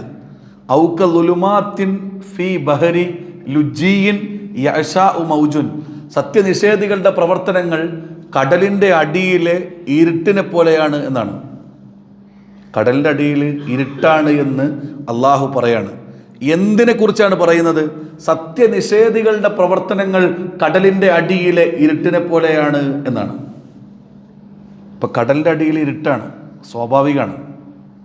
കടലിൻ്റെ ആഴിയുടെ അഗാധതകളിലേക്ക് ഇറങ്ങിച്ചെന്നാൽ നമുക്കൊരാളെയും കാണാൻ സാധിക്കാത്ത വിധമുള്ള വലിയ ഇരുട്ട് പരന്ന് കിടക്കുന്നുണ്ടാവും. എന്താ അതിൻ്റെ കാരണം? 1970 ശാസ്ത്രം പറഞ്ഞു, സൂര്യനിൽ നിന്ന് വരുന്ന പ്രകാശം ആദ്യമായി മേഘത്തിൽ തട്ടും.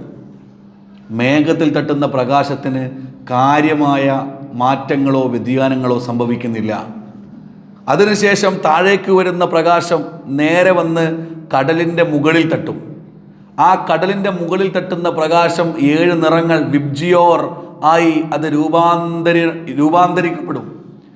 അങ്ങനെ രൂപാന്തരണം സംഭവിച്ച ആ പ്രകാശരശ്മികൾ പിന്നെ 10 മീറ്റർ താഴേക്ക് വരുമ്പോൾ വയലറ്റ്, അത് പിന്നെ 10 മീറ്റർ താഴേക്ക് വരുമ്പോൾ അടുത്തത്, അങ്ങനെ 100, 120, 130 മീറ്റർ താഴേക്ക് എത്തുമ്പോൾ കടലിൻ്റെ അടിയിലുള്ള ഇന്നർ വേവ്സ് ആന്തരികമായ തിരമാലയിൽ തട്ടിയിട്ട് കടലിൻ്റെ അടിയിൽ പരിപൂർണമായി ഇരുട്ടാവുന്നതാണ്. ഇത് വായിക്കുന്ന ഒരാൾക്ക് എങ്ങനെയാണ് 1400 വർഷങ്ങൾക്ക് മുമ്പ് കടലിൻ്റെ അടിയിൽ ഇരുട്ടാണ് എന്ന് ഖുർആനിൻ്റെ പരാമർശം എങ്ങനെ വന്നു? അതാണ് ദൈവാസ്തിത്വം എന്ന് പറഞ്ഞാൽ. അതാണ് അള്ളാഹു എന്ന് പറയുന്ന ശക്തിയിലേക്ക് നമ്മളെ അടുപ്പിക്കുക. അവിടെയാണ് ഖുർആൻ. ഇപ്പോൾ ഖുർആനുമായിട്ട് നമുക്ക് അള്ളാഹുവിലേക്ക് വളരെ പെട്ടെന്ന് എത്താനുള്ള ഏറ്റവും വലിയ മാർഗം ഖുർആനിലൂടെ നമ്മളിങ്ങനെ സഞ്ചരിക്കുക എന്നുള്ളതാണ്. സഞ്ചരിക്കുമ്പോൾ 6 കാര്യങ്ങൾ നമ്മൾ ഉറപ്പിക്കണം. ലോകത്ത് ഇങ്ങനെ ഒരു ഗ്രന്ഥം വേറല്ല. കാരണം അള്ളാഹു നമുക്ക് ഇറക്കി തന്നതാണത്. അള്ളാഹു ഇറക്കി തരിക. നമ്മളൊന്ന് ആലോചിച്ച് നോക്കൂ. സുനിത വില്യംസ് മോളിന്ന് നേരെ വന്ന് കടലിലേക്ക് വീണ വീഡിയോ കണ്ടവരാണ് ഞാൻ നിങ്ങളൊക്കെ. അപ്പോൾ നമ്മൾ അത്ഭുതപ്പെടുകയാണ്, ഇങ്ങനെയൊക്കെ സംഭവിക്കുമോ എന്നുള്ളത്. അങ്ങനെയൊക്കെ സംഭവിക്കും. അതിലേറെ അത്ഭുതം ലോകത്തുണ്ടായിട്ടുണ്ട്. ഞാൻ പറയുന്നത്, അള്ളാഹു പ്രവാചകൻ ജീവിക്കുന്ന കാലത്ത് ഖുർആൻ ഇറക്കി കൊടുത്തു. കലാമുൻ മുനസ്സലുൻ ഓയിറു മഹ്ലൂഖ്, ഇതാരുണ്ടാക്കിയതല്ല, അള്ളാഹു നിങ്ങൾക്ക് ഇറക്കി തന്നാണ്. ഇപ്പം മഴ, ലോകത്തെ ഏറ്റവും വലിയ അത്ഭുതമാണ് മഴ. കൃത്രിമമായി മഴയുണ്ടാക്കുമെന്ന് ലോകത്ത് ആദ്യമായി പ്രഖ്യാപനം നടത്തിയ രാഷ്ട്രങ്ങളിൽ ഒന്ന് ദുബായിയാണ്. കൃത്രിമമായി മഴ പെയ്യിപ്പിക്കും എന്ന് പറഞ്ഞിട്ട് പൊടി വിതറും. എവിടെ പൊടി വിതറുക? നമുക്ക് കേൾക്കുമ്പോൾ ഒരു ഫെയറി ടെയിൽ പോലൊക്കെ തോന്നും, ഒരു കഥ പോലെ തോന്നും. മേഘങ്ങൾക്ക് മുകളിൽ പൊടി വിതറിയിട്ട് ആ മേഘത്തെ തണുപ്പിച്ച് മഴ പെയ്യിപ്പിക്കും എന്നാണ്. നിങ്ങളൊന്ന് ആലോചിച്ച് നോക്കണം, എന്തൊരു അത്ഭുതമാണിത്. എന്നാൽ അള്ളാഹു കർഷകരിങ്ങനെ വിത്തിറക്കി, ചിലത് വിളവ് ആയി തുടങ്ങുമ്പോൾ കിട്ടേണ്ട മഴ, ചിലത് വിത്തിറക്കുമ്പോൾ കിട്ടേണ്ട മഴ, ചിലത് മുളച്ചു കഴിഞ്ഞപ്പോൾ കിട്ടേണ്ട മഴ, അതിനുവേണ്ടി കർഷകൻ ഇങ്ങനെ ആഗ്രഹിച്ചു കൊണ്ടിരിക്കുമ്പോൾ, നമ്മളിങ്ങനെ വെയിലത്ത് ചൂടേറ്റ് പ്രയാസപ്പെട്ടുകൊണ്ടിരിക്കുമ്പോൾ അള്ളാഹു മഴ ഇങ്ങനെ ഇറക്കും. വമിന്നായാത്തിഹി അന്നക തറൽ അർള ഹാശിയതൻ ഫഇദാ അൻസൽനാ അലൈഹൽ മാ ഇഹ്തസ്സത് വറബത്. വരണ്ടുണങ്ങിയ ഭൂമിയുടെ മുകളിൽ ആകാശ ലോകത്ത് നിന്ന് അള്ളാഹു നമുക്ക് മഴ വർഷിപ്പിച്ചു തരും. ആ മഴ വന്ന് വീണോട് കൂടിയിട്ട് വിത്ത് ഇങ്ങോട്ട് പൊട്ടി വളരും, താമരകളൊക്കെ കിളിർത്ത് വരും, ഭൂമി വീണ്ടും പച്ചപ്പാകും. വിത്തിനെ മഹാവൃക്ഷമാക്കുന്ന വൃക്ഷത്തിൽ വിത്തുകൾ നിറയ്ക്കുന്ന കാറ്റിൻ്റെ കൈകളിൽ എടുത്തവയെ എമ്പാടുമായി കുടിയിരുത്തി, ഇടിവെട്ടി മുള പൊട്ടി വെയിൽ മോന്തി ശതശാഖികൾ പടർത്തിയ ഒരു കാടിൻ്റെ സ്നേഹഹരിതാപമാം ദൃശ്യമാം സംഗീതമാക്കുന്ന ജീവൻ്റെ ഉന്മത്ത നൃത്തം. ആ വിത്ത് പൊട്ടണമെന്നുണ്ടെങ്കിൽ ആകാശത്ത് നിന്ന് അള്ളാഹു മഴ ഇറക്കി തരണം. നിങ്ങൾ ശരിക്കും ആലോചിക്കുക, വിത്ത് പൊട്ടി വരണമെന്നുണ്ടെങ്കിൽ വമിൻ ആയാത്തിഹി അന്നക തറൽ അർള ഹാശിയതൻ ഫഇദാ അൻസൽനാ അലൈഹൽ മാ ഇഹ്തസ്സത് വറബത്. വരണ്ട് ഉണങ്ങുക എന്നൊക്കെ പറഞ്ഞാൽ പ്രയോഗമല്ലാത്താണ്. അതിൻ്റെ മുകളിലേക്ക് അള്ളാഹു ആകാശത്ത് നിന്ന് തുള്ളി തുള്ളിയായി വെള്ളമിറക്കി വിത്തിലേക്ക് ഇത് തട്ടണം. അതിൻ്റെ ചുറ്റുമുള്ള മണ്ണ് നനയണം. അപ്പോൾ വിത്ത് മഹാവൃക്ഷമാകും, വൃക്ഷത്തിൽ വിത്തുകൾ നിറയ്ക്കും, കാറ്റിൻ്റെ കൈകളിൽ എടുത്തവയെ എമ്പാടുമായി കുടിയിരുത്തും, ഇടിവെട്ടും മുള പൊട്ടും വെയിൽ മോന്തും ശതശാഖികൾ പടർത്തിയ ഒരു കാടിൻ്റെ സ്നേഹ ഹരിതാപമാം ദൃശ്യമാം സംഗീതമാക്കുന്ന ജീവൻ്റെ ഉന്മത്ത നൃത്തം. ആ മരം തണലാവും, ആ മരം പ്രകൃതിയിൽ സംഗീതമാവും, അത് പക്ഷികൾക്ക് ഇരിപ്പിടമാവും, അത് പക്ഷികൾക്ക് കൂട് വെക്കാനുള്ളതാവും. മരം വലിയൊരു ആശ്രയമായി മാറും. നിങ്ങൾ ആലോചിച്ച് നോക്കണം, അതിന് ഈ മഴ അള്ളാഹു ഇറക്കി തരണം. മഴ ഇറക്കി തന്ന നാഥൻ നമുക്ക് ഇറക്കി തന്നതാണ് ഖുർആൻ എന്ന് പറഞ്ഞാൽ. ഒരു വ്യതിയാനം ഉണ്ടാവില്ല, അതിലൊരു മാറ്റവും ഉണ്ടാവില്ല.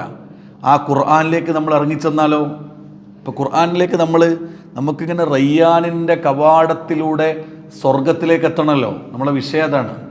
നമ്മൾ ആലോചിച്ച് നോക്കൂ, സ്വർഗത്തെക്കുറിച്ച് ഖുർആൻ പറയുന്ന ഒരൊറ്റ ആയത്ത് നിങ്ങൾ ശരിക്കും ആലോചിക്കുക, ചെറിയൊരായത്താണ്. സ്വർഗത്തെക്കുറിച്ച് പല പരാമർശമുണ്ട്. അതിൽ സ്വർഗത്തെക്കുറിച്ച് പരാമർശിക്കുന്ന ഖുർആനിലെ ഒരു ചെറിയ ആയത്ത് ഇന്നൽ മുത്തഖീന ഫീ മക്കാമിൻ അമീൻ എന്നാണ്. ഇന്നൽ മുത്തഖീന ഫീ മക്കാമിൻ അമീൻ. സൂക്ഷ്മത പാലിച്ച ആളുകൾക്ക് അള്ളാഹു ഒരുക്കി വെച്ചിട്ടുള്ളത് മക്കാമിൻ അമീൻ. മക്കാമിൻ അമീൻ എന്ന് പറഞ്ഞാൽ നിർഭയമായ വാസസ്ഥലം എന്നാണ്. നമുക്കിവിടെ എന്തെല്ലാം പേടിയുണ്ട്, എന്തെല്ലാം പേടി. നിങ്ങൾ ശരിക്കും ആലോചിച്ച് നോക്ക്, നമ്മുടെ കുട്ടിക്ക് ചെറിയൊരു അസുഖം വന്നാൽ മതി, ഡോക്ടർ പറയാൻ അഡ്മിറ്റ് ചെയ്യണമെന്ന്. ഒറ്റ വർത്താനം ഡോക്ടർ പറയും അഡ്മിറ്റ് ചെയ്യണം. അത് കേൾക്കുമ്പോൾ നമുക്ക് എത്ര പ്രയാസം ഉണ്ടാവും. ചെറിയ ഒരു അവയവം മാറ്റിവെക്കാൻ എത്ര പണം വേണം? നമുക്കെത്ര പ്രയാസം ഉണ്ടാവും? ഈ ലോകത്ത് നിയമത്തെ പേടിക്കണം, പ്രകൃതിയെ പേടിക്കണം, ഈ ലോകത്ത് പലതിനെയും പേടിക്കണം.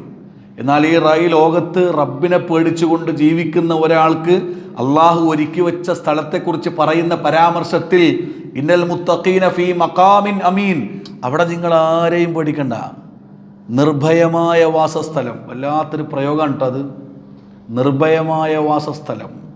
ചില സമയത്ത് കേരളത്തിൽ മഴ ഇങ്ങനെ പെയ്യുമ്പോൾ ഒരു 2 മണിക്കൂർ പെയ്യേണ്ട മഴ ഒരു 7 മണിക്കൂർ പെയ്തു കഴിഞ്ഞാൽ കേരളത്തിൻ്റെ ചിത്രമേ മാറും. നമ്മളാകെ പഠിക്കാൻ തുടങ്ങും, പ്രയാസങ്ങൾ വരുമെന്ന് നമ്മളിങ്ങനെ ഭയപ്പെടാൻ തുടങ്ങും. എന്നാൽ സ്വർഗത്തിലോ ആ ഭയപ്പാടിൻ്റെ ആവശ്യമില്ല. ആ സ്വർഗത്തിലേക്ക് എത്തണമെങ്കിൽ അള്ളാഹു നമുക്ക് മഅ്ഫിറത്ത് നൽകണം പ്രിയപ്പെട്ടവരെ. അത് നമ്മൾ ഖുർആനിലൂടെ സഞ്ചരിക്കാം. ഞാൻ അതും കൂടി പറഞ്ഞ എൻ്റെ വാക്കുകൾ അവസാനിപ്പിക്കാം.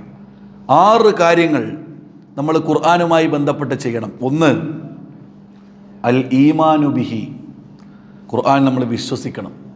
മനസ്സുറപ്പിച്ച് നമ്മൾ ഖുർആനിൽ വിശ്വസിക്കണം. വല്ലാത്ത എല്ലാ സമയത്തും ഈ വേദന എന്തുണ്ടല്ലോ, ഇതിങ്ങനെ 2 ചട്ടകൾക്കിടയിൽ ഇങ്ങനെ നമുക്ക് വായിക്കാൻ വെച്ച ഒന്നല്ല, നമുക്ക് വായിക്കാൻ വെച്ച ഒന്നല്ലത്. ആദ്യത്തെ എന്താണ്? ഇതിൽ നമ്മൾ വിശ്വസിക്കണമെന്നുള്ളതാണ്. അൽ ഈമാനു ബിഹി ഒന്നാമത്തേത്. രണ്ടാമത്തേത് ഇന്നല്ലദീന യത്ലൂന ഫീ കിതാബല്ലാഹി, നിങ്ങൾ അള്ളാഹുവിൻ്റെ വേദഗ്രന്ഥം നിങ്ങൾ പാരായണം ചെയ്യണം. 2, പാരായണം.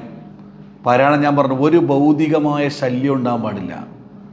കുറേ ഫോണ്, കുറേ മറ്റ് തിരക്കുകൾ, കുറേ പ്രയാസങ്ങൾ, അതിൻ്റെ ഇടയ്ക്ക് ഖുർആൻ, അങ്ങനെയല്ല. എല്ലതും മാറ്റിവെച്ച് ഖുർആനിന് വേണ്ടിയിട്ടുള്ളൊരു സമയം, ഖുർആനിക് ടൈം എന്ന് വേണമെങ്കിൽ പറയാം. അങ്ങനെ നമ്മൾ ഖുർആൻ പാരായണം ചെയ്യുക. 2, 3 അൽ അമലു ബിഹി, ഖുർആൻ ജീവിതത്തിൽ നമ്മൾ പ്രാവർത്തികമാക്കുക. ഇപ്പോൾ നമ്മൾ ആലോചിച്ച് നോക്കൂ, ഇന്നത്തെ ലോകത്തിൻ്റെ ഏറ്റവും വലിയ പ്രശ്നം എന്താ? പകർത്തപ്പെടാതെ ഷെയർ ചെയ്യുന്ന നോളജാണ് ഇപ്പോൾ എല്ലാവർക്കും ഉള്ളത്.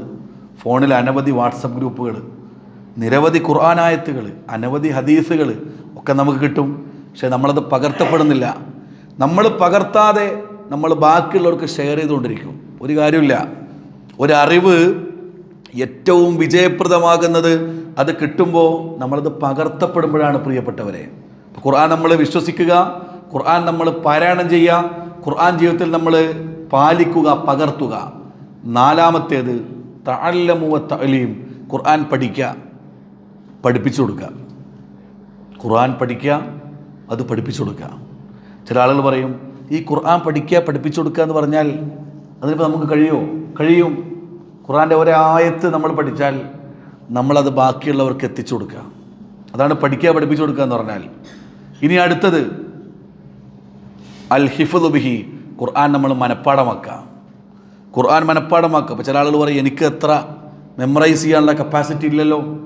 ഖുർആൻ 20% മനഃപ്പാടാക്കാൻ പറ്റുന്നവർ 20% മനഃപ്പാടാക്കുക, 60% 60% ആക്കുക. ഖുർആനിലെ ആശയങ്ങൾ മനഃപ്പാടാക്കാം, ഖുർആനിൻ്റെ നാമങ്ങൾ മനഃപ്പാടമാക്കാം, ഖുർആനിലെ ചരിത്രം നമുക്ക് മനഃപ്പാടമാക്കാം. ഖുർആനിലൊരു ആയത്തിന് അള്ളാഹു പറയുന്നുണ്ട്, ലഖദ് കാന ഫീ ഖസസിഹിം ഇബ്റ, നിങ്ങൾക്ക് ഇതിലൊക്കെ ഇബ്റയുണ്ട് എന്നാണ്. ഇബ്റ എന്ന് പറഞ്ഞാൽ ഗുണപാഠമുണ്ട് എന്നാണ്. ഖുർആനിലെ ഓരോന്നിലും നമുക്ക് ഗുണപാഠമുണ്ട്. അപ്പോൾ നമ്മൾ ഗുണപാഠങ്ങൾ പഠിക്കുക, മനഃപ്പാടാക്കുക, മനസ്സിലാക്കുക, ജനങ്ങൾക്ക് പകർന്നു കൊടുക്കുക. ഖുർആനിൽ എങ്ങനെ ഉണ്ടല്ലോ, ഖുർആനിൽ ഈ സൂചന ഉണ്ടല്ലോ, ഖുർആനിൽ ഇങ്ങനെ പറയുന്നുണ്ടല്ലോ, നമ്മൾ ചർച്ചകൾ കൊണ്ടുവരിക. ഇങ്ങനെ നമ്മൾ ഖുർആനെ സ്നേഹിക്കുക എന്ന് പറഞ്ഞാൽ. 6-മത്തേത് തദബ്ബുർ, ഖുർആനിൽ നമ്മൾ തദബ്ബുർ നടത്തുക, ഗവേഷണം നടത്തുക. അഫലാ യതദബ്ബറൂനൽ ഖുർആന അം അലാ ഖുലൂബിൻ അക്ഫാലുഹാ, നിങ്ങളുടെ ഹൃദയം എന്താണ് പൂട്ടിട്ടിട്ട് മുറുക്കിയിരിക്കുകയാണോ? നിങ്ങൾ തുറക്ക്, ഖുർആൻ കൊണ്ട് ഹൃദയം തുറക്കൂ, ഹൃദയത്തിൽ മാറ്റമുണ്ടാകട്ടെ. അപ്പോൾ 6 കാര്യങ്ങളാണ്. ഈ 6 കാര്യങ്ങൾ ചെയ്യാൻ പറ്റിയ ലോകത്തിലെ വേറൊരു ഗ്രന്ഥമില്ല. നിങ്ങൾ ശരിക്കാലോചിക്കുക, ഈ 6 കാര്യങ്ങൾ ചെയ്യാൻ പറ്റിയ വേറൊരു ഗ്രന്ഥം ലോകത്തില്ല. നമ്മൾ ആലോചിച്ച് നോക്കൂ. അൽ ഈമാനു ബിഹി, ഖുർആൻ നമ്മൾ വിശ്വസിക്കുന്നു. 2, തിലാവത്തുൽ ഖുർആൻ, ഖുർആൻ നമ്മൾ പാരായണം ചെയ്യുന്നു. 3, അൽ അമലു ബിഹി, ഖുർആൻ നമ്മൾ ജീവിതത്തിൽ പ്രാവർത്തികമാക്കുന്നു. 4, തഅല്ലമു വ തഅലീം, ഖുർആൻ നമ്മൾ പഠിക്കുന്നു, നമ്മൾ പഠിപ്പിച്ചു കൊടുക്കുന്നു. 5, അൽ ഹിഫ്ളു ബിഹി, ഖുർആൻ നമ്മൾ മനഃപ്പാടമാക്കുന്നു. 6, തദബ്ബുർ, നമ്മൾ ഖുർആനിൽ ഗവേഷണം നടത്തുന്നു. അപ്പോൾ നമ്മൾ ഈ 6 കാര്യങ്ങൾ ചെയ്താൽ നമ്മളും ഖുർആനും തമ്മിലുള്ള അടുപ്പം അത് ഹൃദയത്തിൽ നിന്നതിനെ മാറ്റി നിർത്താൻ കഴിയില്ല. എല്ലാവരും ഖുർആൻ ക്ലാസ്സിൽ പങ്കെടുക്കും, കുറേ ഖുർആൻ പഠിക്കുക. ഇപ്പോൾ ചില ആളുകൾ ഖുർആനെ ആസ്വദിക്കും. അത് കേൾവിയുടെ ആസ്വാദനമാണ്, തെറ്റില്ല, നല്ലതാണ്. ഖുർആനെ നമുക്ക് ഹലാവത്ത് ചെയ്യാം. ഹലുവ എന്ന് പറഞ്ഞാൽ മാധുര്യം. ഹലാവത്തുൽ ഖുർആൻ, ഖുർആനിനെ ആസ്വദിക്കുക. വേറെ ചില ആളുകൾ എന്ത് ചെയ്യുന്നറിയോ? ഖുർആനിനെ വഹിക്കും. ഹമലത്തുൽ ഖുർആൻ, പ്രവാചകൻ്റെ ഒരു ഹദീസ് ഉണ്ട്, അഷ്റാഫു ഉമ്മത്തി ഹമലത്തുൽ ഖുർആൻ. ഏറ്റവും നല്ല സമൂഹം എന്ന് പറഞ്ഞാൽ ഖുർആനിനെ ഹമലത്ത് ചെയ്യുന്നവരാണ്, വഹിക്കുന്നവരാണ്. എന്താ വഹിക്കുക എന്ന് പറഞ്ഞാൽ? നമ്മുടെ പ്രവർത്തനത്തിൽ, നമ്മുടെ ആലോചനയിൽ ആ ഖുർആൻ ഉണ്ടാവും. ചില ആളുകൾ ഖുർആൻ ഇങ്ങനെ, എനിക്ക് ഓർമ്മയുണ്ട്, ലോകത്ത് അതിപ്രശസ്തരായ ഖുർആൻ വ്യാഖ്യാതാക്കളുടെ ചരിത്രം നമ്മൾ വായിച്ചാൽ അബുൽ കലാം ആസാദ് എഴുതിയിട്ടുണ്ട്. അബുൽ കലാം ആസാദ് ഇന്ത്യയുടെ ആദ്യത്തെ വിദ്യാഭ്യാസ വകുപ്പ് മന്ത്രിയാണ്. മക്കയിൽ ജനിച്ച ആളാണ്. ഏറ്റവും നന്നായി ഖുർആൻ അറിയുന്ന ആളാണ്. അദ്ദേഹം പറയാറുണ്ട്, ഖുർആനിൻ്റെ പരിഭാഷയാണ് എൻ്റെ ജീവിതത്തിന് കരുത്തു പകർന്നത്. ഖുർആനിൻ്റെ പരിഭാഷ എഴുതാനിരുന്ന കാലം എൻ്റെ ജീവിതത്തിൽ ഏറ്റവും കൂടുതൽ എനിക്ക് കരുത്ത് കിട്ടിയ കാലമാണെന്നാണ്. അബ്ദുള്ള യൂസുഫ് അലി, ലോകത്ത് ഒട്ടുമിക്ക ആളുകളും വായിക്കപ്പെടുന്ന വളരെ പോയറ്റിക്കായ ഖുർആൻ പരിഭാഷ എഴുതിയ ആളാണ് അബ്ദുള്ള യൂസുഫ് അലി. അബ്ദുള്ള യൂസുഫ് അലിക്ക് ഒരുപാട് പ്രശ്നങ്ങളുണ്ടായിരുന്നു. കുടുംബപരമായ പ്രശ്നം, സാമൂഹികമായ പ്രശ്നം, രോഗങ്ങൾ, അങ്ങനെ നിരവധി പ്രയാസമുള്ള ഒരാളായിരുന്നു അബ്ദുള്ള യൂസുഫ് അലി. അബ്ദുള്ള യൂസുഫ് അലി ജീവിതത്തിൽ അദ്ദേഹത്തിനുണ്ടായ ഒരുപാട് ദുരന്തങ്ങളിൽ അദ്ദേഹത്തിന് കരുത്ത് കിട്ടിയത് വിശുദ്ധ ഖുർആനിൻ്റെ പരിഭാഷ എഴുതാൻ വേണ്ടി ഇരുന്ന കാലമാണെന്നാണ്. നിങ്ങൾ ആലോചിച്ച് നോക്കണം. മുഹമ്മദ് അമാനി മൗലവി വിശുദ്ധ ഖുർആൻ പരിഭാഷ എഴുതി 28 വർഷക്കാലം ഒരു റൂമിനകത്ത് ഒറ്റയ്ക്കിരുന്നിട്ട് അദ്ദേഹം വിശുദ്ധ ഖുർആനിൻ്റെ പരിഭാഷ എഴുതുകയാണ്. എന്തുകൊണ്ട്? ഇപ്പോൾ ലിയോപോൾഡ് വെയ്സ്, ലോകത്ത് ഏറ്റവും കൂടുതൽ വായിക്കുന്ന ഇംഗ്ലീഷ് ട്രാൻസ്ലേഷൻ ഒന്നാണ് മുഹമ്മദ് അസദിൻ്റെ ഖുർആൻ പരിഭാഷ എന്ന് പറഞ്ഞാൽ. മുഹമ്മദ് അസദ് ഖുർആൻ പരിഭാഷ എഴുതാനൊരു കാരണമുണ്ട്. അദ്ദേഹം ജൂതനായിരുന്നു. ജൂത ലോകത്ത് നിന്ന് ഒരു ഖുർആൻ പരിഭാഷ. അദ്ദേഹം വിശുദ്ധ ഖുർആൻ്റെ 2 ആയത്ത്, അൽഹാക്കുമുത്തക്കാസുർ ഹത്താ സുർത്തുമുൽ മഖാബിർ, അൽഹാക്കുമുത്തക്കാസുർ ഹത്താ സുർത്തുമുൽ മഖാബിർ, മനുഷ്യൻ ഖബറിലെത്തുന്നത് വരെ ആർത്തിയുള്ളവനായിരിക്കും. ഈ 2 ആയത്ത് കണ്ടിട്ട് അദ്ദേഹം മനസ്സിലാക്കി, ഇതൊരിക്കലും ഒരാൾ എഴുതിയതല്ല, ഇതൊരിക്കലും ഒരു മനുഷ്യൻ എഴുതിയതല്ല, അതിനപ്പുറത്ത് വേറെ ആരോ എഴുതിയതാണിത്. അദ്ദേഹം ഇതിങ്ങനെ ആലോചിച്ച് പഠിച്ച് മനസ്സിലാക്കി ചിന്തിച്ച് ഈ വിശുദ്ധ ഖുർആനിൻ്റെ ആഴങ്ങളിലേക്ക് അദ്ദേഹം ഇറങ്ങിച്ചെന്നു. അദ്ദേഹം ഇസ്ലാം സ്വീകരിച്ചു. ലിയോപോൾഡ് വെയ്സ് എന്ന ലോക ദാർശനികൻ മുഹമ്മദ് അസദ് എന്ന പേര് സ്വീകരിച്ചു. എനിക്കിവിടെ നിന്നിട്ട് 100 കണക്കിന് ആളുകളുടെ ഇസ്ലാം സ്വീകരിച്ച കഥകൾ എനിക്ക് പറയാൻ പറ്റും. എന്താ കാരണം? അവർ ഖുർആനിനെ അങ്ങേയറ്റം ഇഷ്ടപ്പെട്ടതുകൊണ്ടാണ്. ഓരോ വ്യക്തിയുടെയും ജീവിതത്തിൽ നിന്ന് നമുക്ക് ഒരുപാട് പ്രചോദനം കിട്ടാനുണ്ട്. ലിയോപോൾഡ് വെയ്സ് 2 ആയത്ത് വന്നത് എവിടുന്നാണ്, ഏത് പുസ്തകമാണ്, ആരാണ് രചയിതാവ് എന്ന വായന അദ്ദേഹത്തെ എത്തിച്ചത് വിശുദ്ധ ഖുർആനിലേക്കും. പിന്നീട് അദ്ദേഹം ആ ഖുർആൻ പരിഭാഷപ്പെടുത്തി. അദ്ദേഹത്തിൻ്റെ പിതാവ് ജൂതൻ, പിതാവിൻ്റെ ജ്യേഷ്ഠൻ ഒരു ജൂത റബ്ബിയാണ്. ജൂത റബ്ബി കുടുംബത്തിൽ ജനിച്ചു വളർന്ന ലിയോപോൾഡ് വെയ്സ് ഖുർആനിൻ്റെ പരിഭാഷകനായി എന്ന് പറഞ്ഞാൽ നമ്മൾ ആലോചിച്ച് നോക്കണം. അപ്പോൾ നമുക്ക് ഖുർആനുമായിട്ടുള്ള ബന്ധം കൂടുതൽ ഊട്ടി ഉറപ്പിക്കണം. ഈ നോമ്പ് അതിനാണ്. നോമ്പ് ഈ ഖുർആൻ ഇറങ്ങിയ മാസമല്ലേ. ഷഹ്റു റമളാനല്ലദീ ഉൻസില ഫീഹിൽ ഖുർആൻ ഹുദൽ ലിന്നാസ് വബയ്യിനാത്തിൻ മിനൽ ഹുദാ വൽ ഫുർഖാൻ. ഫുർഖാനായ ആ വാക്ക് വല്ലാത്തൊരു വാക്കാണത്. ഖുർആൻ എന്താണ്? ഒരാൾ നമ്മളോട് ചോദിക്കുകയാണ്, എന്താണ് ഖുർആൻ? നമുക്ക് കൊടുക്കാൻ കഴിയുന്ന ഏറ്റവും നല്ല ഉത്തരം ഫുർഖാനാണ്, ഖുർആൻ എന്നാണ്. ഫുർഖാൻ എന്ന് പറഞ്ഞാൽ സത്യാസത്യ വിവേചനം. What is right and what is wrong. എന്താണ് ശരി, എന്താണ് തെറ്റ്, എന്താണ് നീതി, എന്താണ് അനീതി, എന്താണ് ധർമ്മം, എന്താണ് അധർമ്മം, എന്താണ് വെളിച്ചം, ഏതാണ് ഇരുട്ട് എന്ന് കൃത്യമായി നമ്മളെ പഠിപ്പിക്കുന്ന ലോകത്തിലെ ഒരേ ഒരു വേദഗ്രന്ഥം അത് വിശുദ്ധ ഖുർആനാണ്. ഇതാണ് ഖുർആനുമായിട്ട് പ്രിയപ്പെട്ടവരെ നമുക്കുണ്ടാകേണ്ട നിലപാടെന്ന് പറഞ്ഞാൽ. നമ്മൾ ആലോചിച്ച് നോക്കൂ, അങ്ങനെ ജീവിക്കുന്ന ഒരാൾക്ക്, ഖുർആനുമായി ഇണങ്ങി ജീവിക്കുന്ന ഒരാൾക്ക് അള്ളാഹുവിലേക്കുള്ള വഴി എളുപ്പമാകും. അള്ളാഹുവിലേക്ക് നമ്മൾ ഖുർആൻ ഓതി നമസ്കരിച്ച് പ്രാർത്ഥിച്ച് സ്വതക്കകൾ നിർവഹിച്ചുകൊണ്ട് നമ്മൾ എത്തിയാലോ അള്ളാഹു നമുക്ക് പാപമോചനം നൽകും എന്നാണ്. ഇനി ഞാൻ എൻ്റെ വാക്കുകൾ അവസാനിപ്പിക്കുമ്പോൾ, അള്ളാഹു പാപമോചനം കൊടുക്കാത്ത ഒരു വിഭാഗം ആളുകളുണ്ട്. അവരെക്കുറിച്ച് നമ്മൾ ആലോചിക്കാം. പെട്ടെന്നങ്ങ് മരിച്ചുപോയി, അള്ളാഹു അവർക്ക് പാപമോചനം ഒരുക്കി വെച്ചിട്ടില്ല. എന്തായിരിക്കും അവരവസ്ഥ? ആയിഷ റളിയല്ലാഹു അൻഹ ഉദ്ധരിക്കുന്ന ഒരു ഹദീസിൽ നമുക്ക് കാണാം, വമൻ നൂക്കിഷ ഉദ്ദിബ്. ആ പ്രയോഗം അങ്ങനെയാണ്, വമൻ നൂക്കിഷ ഉദ്ദിബ്. അള്ളാഹു നാളെ പരലോകത്ത് ആളുകളെ വിചാരണയ്ക്ക് വേണ്ടിയിട്ട് ഒരുമിച്ച് കൂട്ടിയാൽ ചില ആളുകൾക്ക് അള്ളാഹു പാപമോചനം കൊടുത്തിട്ട് അവരെ ഒഴിവാക്കും, അവർക്ക് പാപമോചനം കൊടുക്കും. നമ്മൾ ആദ്യം പറഞ്ഞ കാര്യം. ഇനി ഈ പറഞ്ഞ ആളുകൾ ആരാണ്? വമൻ നൂക്കിഷ ഉദ്ദിബ്. ചില ആളുകളുടെ തിന്മകളെ അള്ളാഹു ചികയാൻ നിന്നാൽ അവർക്ക് രക്ഷയില്ല എന്നാണ്. പാപമോചനം കിട്ടുന്ന ആളെ, അയാളുടെ പാപം അള്ളാഹു പുറത്തു കൊടുക്കും, അയാളുടെ പാപം ഇഹലോകത്ത് പടച്ചോൻ മറച്ചു പിടിക്കും. നാളെ രക്ഷാശിക്ഷകൾ നൽകുന്ന ദിവസം അയാളെ അള്ളാഹു രക്ഷപ്പെടുത്തും, അയാളെ ശിക്ഷിക്കില്ല. എന്നാൽ ചില ആളുകളെ അള്ളാഹു പാപമോചനം കൊടുക്കാത്ത ആളുകളെ, വമൻ നൂക്കിഷ ഉദ്ദിബ്, അവരുടെ ജീവിതത്തെ, പാപത്തെ അള്ളാഹു ചികയാൻ നിന്നാൽ ഒരുങ്ങിയാൽ മതി, അവർ നഷ്ടക്കാരായി, അവർക്ക് പിന്നെ വിജയം ഉണ്ടാവില്ല, അവർ നരകത്തിലായിരിക്കും എന്നാണ്. നിങ്ങൾ ആലോചിച്ച് നോക്കൂ, നമ്മൾ ഏതിൽ പെടണം? നമ്മുടെ മരണം അല്ലേ? മരണം വീട്ടിലെ മെത്ത പിരിഞ്ഞ് നമുക്ക് കാട്ടിലാറടി മണ്ണാണ്, ചേലിൽ ചെന്ന് കിടക്കണ നമ്മുടെ മേലെ വരുന്നത് കല്ലാണ്. വീട്ടിലെ മെത്ത പിരിഞ്ഞിട്ട് കാട്ടിലെ 6 അടി മണ്ണിലാണ്. പിന്നെ ചേലിൽ ചെന്ന് കിടക്കണ നമ്മുടെ മേലെ വരുന്നത് കല്ലാണ്. ഇരയും മേൽ കണ്ണീരതും ചേർത്ത് മണ്ണതിനാലേ അടവാക്കും വിടവിനെ വാറിലേ.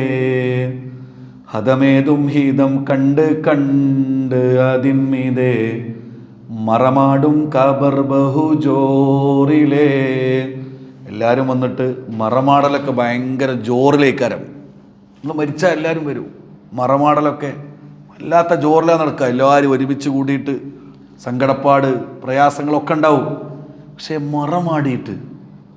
മറമാടാൻ നമ്മളെ കൊണ്ടുപോകുമ്പോൾ, അത് എ വി മുഹമ്മദ് എഴുതിയ ഒരു മാപ്പിളപ്പാട്ടാണ്. അതിൽ അദ്ദേഹം പറയുന്നുണ്ട്, ഇഷ്ടജനങ്ങളെ വിട്ടു പിരിഞ്ഞ് കട്ടിലേറിപ്പോകുമ്പോൾ ഉറ്റവരെല്ലാം കരളും പൊട്ടി കരയുന്നുണ്ടകലുമ്പോൾ. അകലുമ്പോൾ ഗൃഹത്തിലെ പെണ്ണ് പറയണ് ഉലകത്തിൽ തനി എന്നിലാരെന്ന്. അകലുമ്പോൾ വീട്ടിലെ പെണ്ണ് പറയും, ഇനി എൻ്റെ കൂടെ ആരാണുള്ളത്?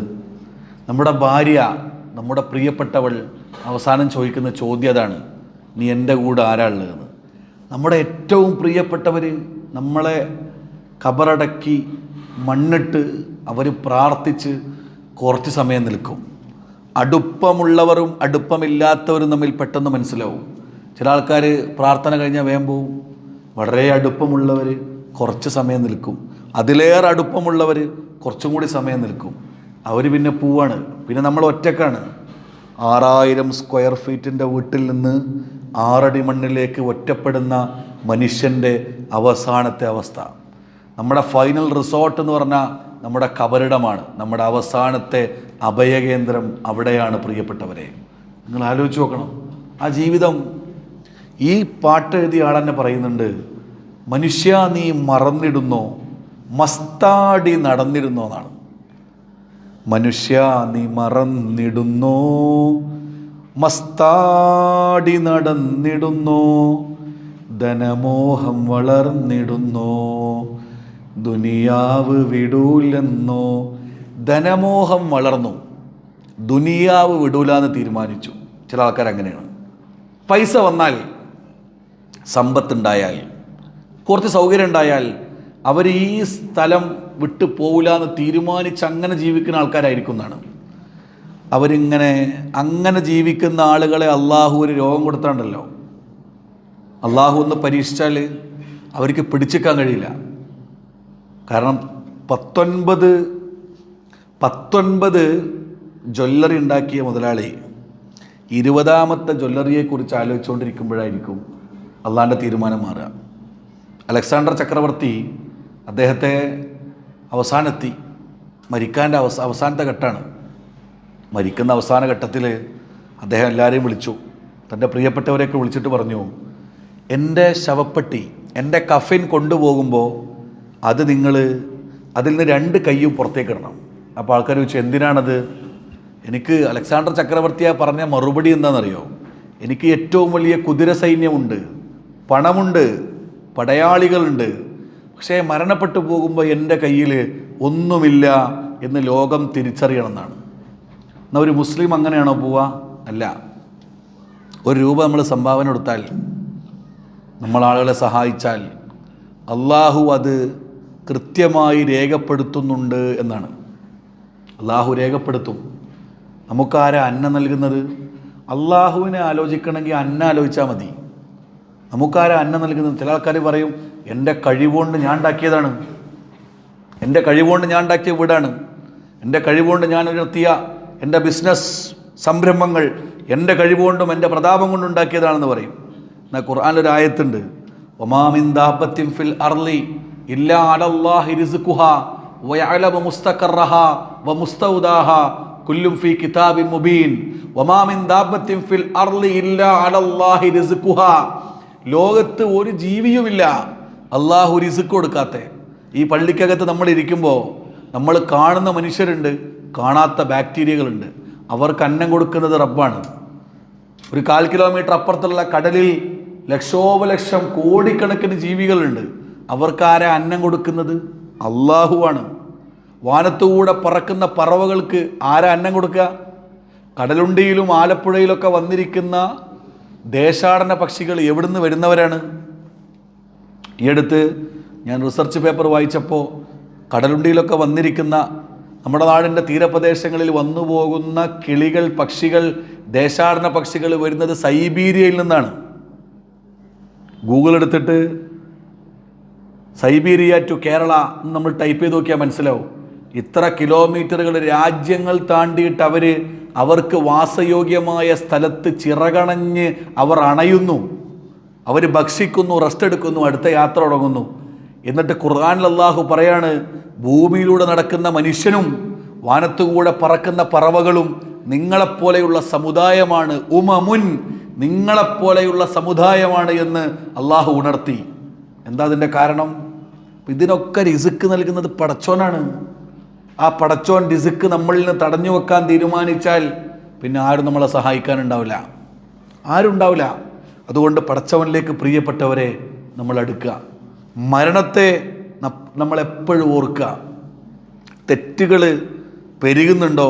പ്രവാചകൻ തൻ്റെ പ്രിയപ്പെട്ട ഭാര്യയോട് പറഞ്ഞില്ലേ, യാ ആയിഷ ഇയ്യാക വ മുഹ്കിറാത്തി ദുനൂബ്, നിന്റെ ജീവിതത്തിൽ ചെറിയ ചെറിയ തെറ്റുകൾ വരുന്നുണ്ടോ എന്ന് നീ പരിശോധിക്കണം കേട്ടോ എന്നാണ്. ചെറിയ ചെറിയ തെറ്റുകൾ വരുന്നുണ്ടോ എന്ന് നീ പരിശോധിക്കണം കേട്ടോ. ആരാ ഉപദേശിക്കുന്നത്? ഹബീബായ പ്രവാചകൻ. ആരോടാണ്? തൻ്റെ പ്രിയപ്പെട്ട സഹധർമ്മിണിയോട്. അങ്ങനെ പ്രിയപ്പെട്ടവരെ, ഈ റമദാനിൽ നമ്മുടെ തെറ്റുകളുണ്ടോ എന്ന് നമ്മൾ പരിശോധിക്കുക. ഉണ്ടെങ്കിൽ അതിൽ നിന്ന് മാറി നിൽക്കുക. നാളെ മരിക്കണം, ഏത് സമയത്തും തിരിച്ചു പോകണമെന്ന ആഗ്രഹത്തിൽ നമ്മൾ ജീവിക്കുക. അള്ളാഹുവിന് ഇഷ്ടപ്പെട്ട ഒരു വിശ്വാസിയായി മാറാൻ നമ്മൾ പരിശ്രമിക്കുക. നാളെ വിചാരണ നിലവിൽ വരുന്ന ദിവസം, ഇബ്രാഹിം നബി അലൈഹി സ്വലാത്തു വസ്സലാമിൻ്റെ ഒരു പ്രാർത്ഥന, നാളെ വിചാരണ നിലവിൽ വരുന്ന ദിവസം അള്ളാഹുവേ എന്നെ അപമാനിക്കല്ലേ എന്നാണ്. എന്നെ അപമാനിക്കല്ലേ. വേറൊരു പ്രാർത്ഥന, വജഅൽനി ലിസാന സിദ്ഖിൻ ഫിൽ ആഖിരീൻ, നാളെ വരാനിരിക്കുന്ന തലമുറ എന്നെക്കുറിച്ച് നല്ലത് പറയണേ. ആലപ്പുഴയിൽ ഈ വലിയ കുളത്ത് അള്ളാഹു നമുക്ക് ജീവിക്കാൻ അവസരം നൽകി. കുറച്ചു കാലം കഴിഞ്ഞാൽ, അല്ലെങ്കിൽ എപ്പോഴാണോ നമ്മുടെ മരണം, അതിനുശേഷം നമ്മളുണ്ടാവില്ല. പക്ഷേ നമ്മളെ കണ്ട, നമ്മളെ ഓർമ്മയുള്ള നമ്മുടെ മക്കളും നാട്ടുകാരൊക്കെ ഇവിടെ ഉണ്ടാവും. അവർ എന്നെക്കുറിച്ച് എന്ത് പറയണം? നല്ലത് പറയണേ. ഇബ്രാഹിം നബി അലൈഹി സ്വലാത്തു വസ്സലാമിൻ്റെ പ്രാർത്ഥനയാണത്. നമ്മൾ ആലോചിച്ച് നോക്കൂ. അങ്ങനെ ഓർമ്മിച്ചും ചിന്തിച്ചും ജീവിക്കാൻ പ്രിയപ്പെട്ടവരെ നമുക്ക് സാധിക്കണം. അള്ളാഹു യൗമുൽ ഹിസാബിൻ്റെ ദിവസം നമ്മളെ ഒരുമിച്ച് കൂട്ടുമ്പോൾ ഇബ്രാഹിം നബി അലൈഹി സ്വലാത്തു വസ്സലാമിൻ്റെ പ്രാർത്ഥനയുണ്ട്. എന്താണ് ആ പ്രാർത്ഥന? റബ്ബന ഉഫ്ർലി വലിവാലിദയ്യ വലിൽ മുഅ്മിനീന യൗമ യഖൂമുൽ ഹിസാബ്.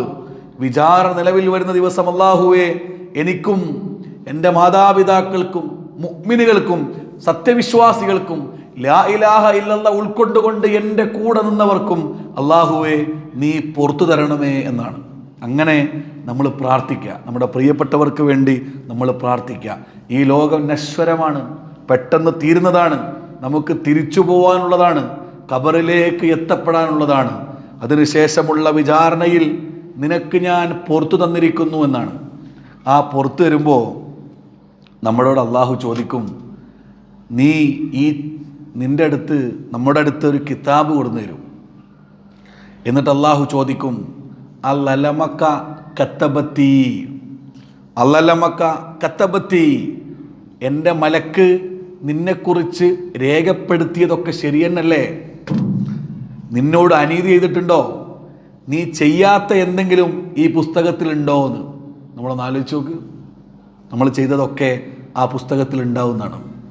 അവിടെ അള്ളാഹു ഗഫൂറാൻ നമുക്ക് പുറത്തു തന്നിട്ടുണ്ടെങ്കിൽ അള്ളാഹു നമ്മുടെ പാപങ്ങൾ ചികയൂല, ഇഹലോകത്ത് മറച്ചു വെക്കും, ശിക്ഷയിൽ നിന്ന് നമ്മളെ മാറ്റിയിട്ട് നമ്മളെ സ്വർഗത്തിലേക്ക് എത്തിക്കും. നമ്മുടെ പാപങ്ങൾ ചികയാൽ അള്ളാഹു തീരുമാനിച്ചാൽ വമൻ നൂകിശ ഉദ്ദിബ്, അങ്ങനെ അള്ളാഹു ചികയാൻ തീരുമാനിച്ചാൽ നമുക്ക് പാപമോചനം കിട്ടിയിട്ടില്ലെങ്കിൽ നമ്മൾ നഷ്ടക്കാരിലായിരിക്കും. അതുകൊണ്ട് ആദ്യം പറഞ്ഞ അള്ളാഹു പാപമോചനം നൽകുന്ന വിശ്വാസികളുടെ കൂട്ടത്തിൽ അള്ളാഹു നമ്മെ ഏവരെയും ഉൾപ്പെടുത്തി അനുഗ്രഹിക്കുമാറാകട്ടെ. അള്ളാഹു ഈ നോമ്പിൻ്റെ എല്ലാ ഗുണഫലങ്ങളും അനുഭവിക്കുന്ന യഥാർത്ഥ വിശ്വാസികളിൽ ഞങ്ങളെ നീ ഉൾപ്പെടുത്തി അനുഗ്രഹിക്കണമേ റഹ്മാനെ.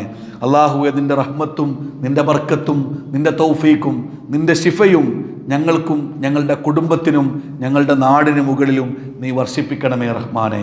അള്ളാഹുവേ, ഈ റമളാനിൽ പരിവർത്തിപ്പിക്കപ്പെട്ട ഒരു യഥാർത്ഥ മുഅ്മിനിൻ്റെ മനസ്സുമായി ആദർശരംഗത്ത് കൂടുതൽ സജീവമായി ഇറങ്ങുവാൻ, പണിയെടുക്കുവാൻ, കഷ്ടപ്പെടാൻ, തൗഹീദിൻ്റെ മാർഗത്തിൽ മരണം വരെ അടിയുറച്ചു നിൽക്കാൻ അള്ളാഹുവെ നീ ഞങ്ങൾക്ക് തൗഫീക്ക് പ്രദാനം ചെയ്യണമേ റഹ്മാനെ. അള്ളാഹുവെ, നിൻ്റെ വിശുദ്ധ വേദഗ്രന്ഥം അത് പഠിക്കാൻ, അത് പ്രാവർത്തികമാക്കാൻ, അതിൽ വിശ്വസിക്കാൻ, അത് പറഞ്ഞു കൊടുക്കാൻ, അത് മനഃപ്പാഠമാക്കാൻ, അതിൽ തദബ്ബുർ നടത്താൻ, അതുവഴി നിന്നിലേക്ക് കൂടുതൽ എടുക്കാൻ നീ ഞങ്ങൾക്ക് തൗഫീക്ക് പ്രദാനം ചെയ്യണമേ റഹ്മാനെ. അള്ളാഹുവെ, ഞങ്ങളുടെ ലോകത്ത്, ഞങ്ങളുടെ നാട്ടിൽ കഷ്ടപ്പെടുന്ന ഒരുപാട് മനുഷ്യരുണ്ട്. ലഹരി എന്ന ദുരന്തത്തിൻ്റെ അകത്ത് പെട്ടുപോയ നിരവധി കുടുംബങ്ങളുണ്ട്.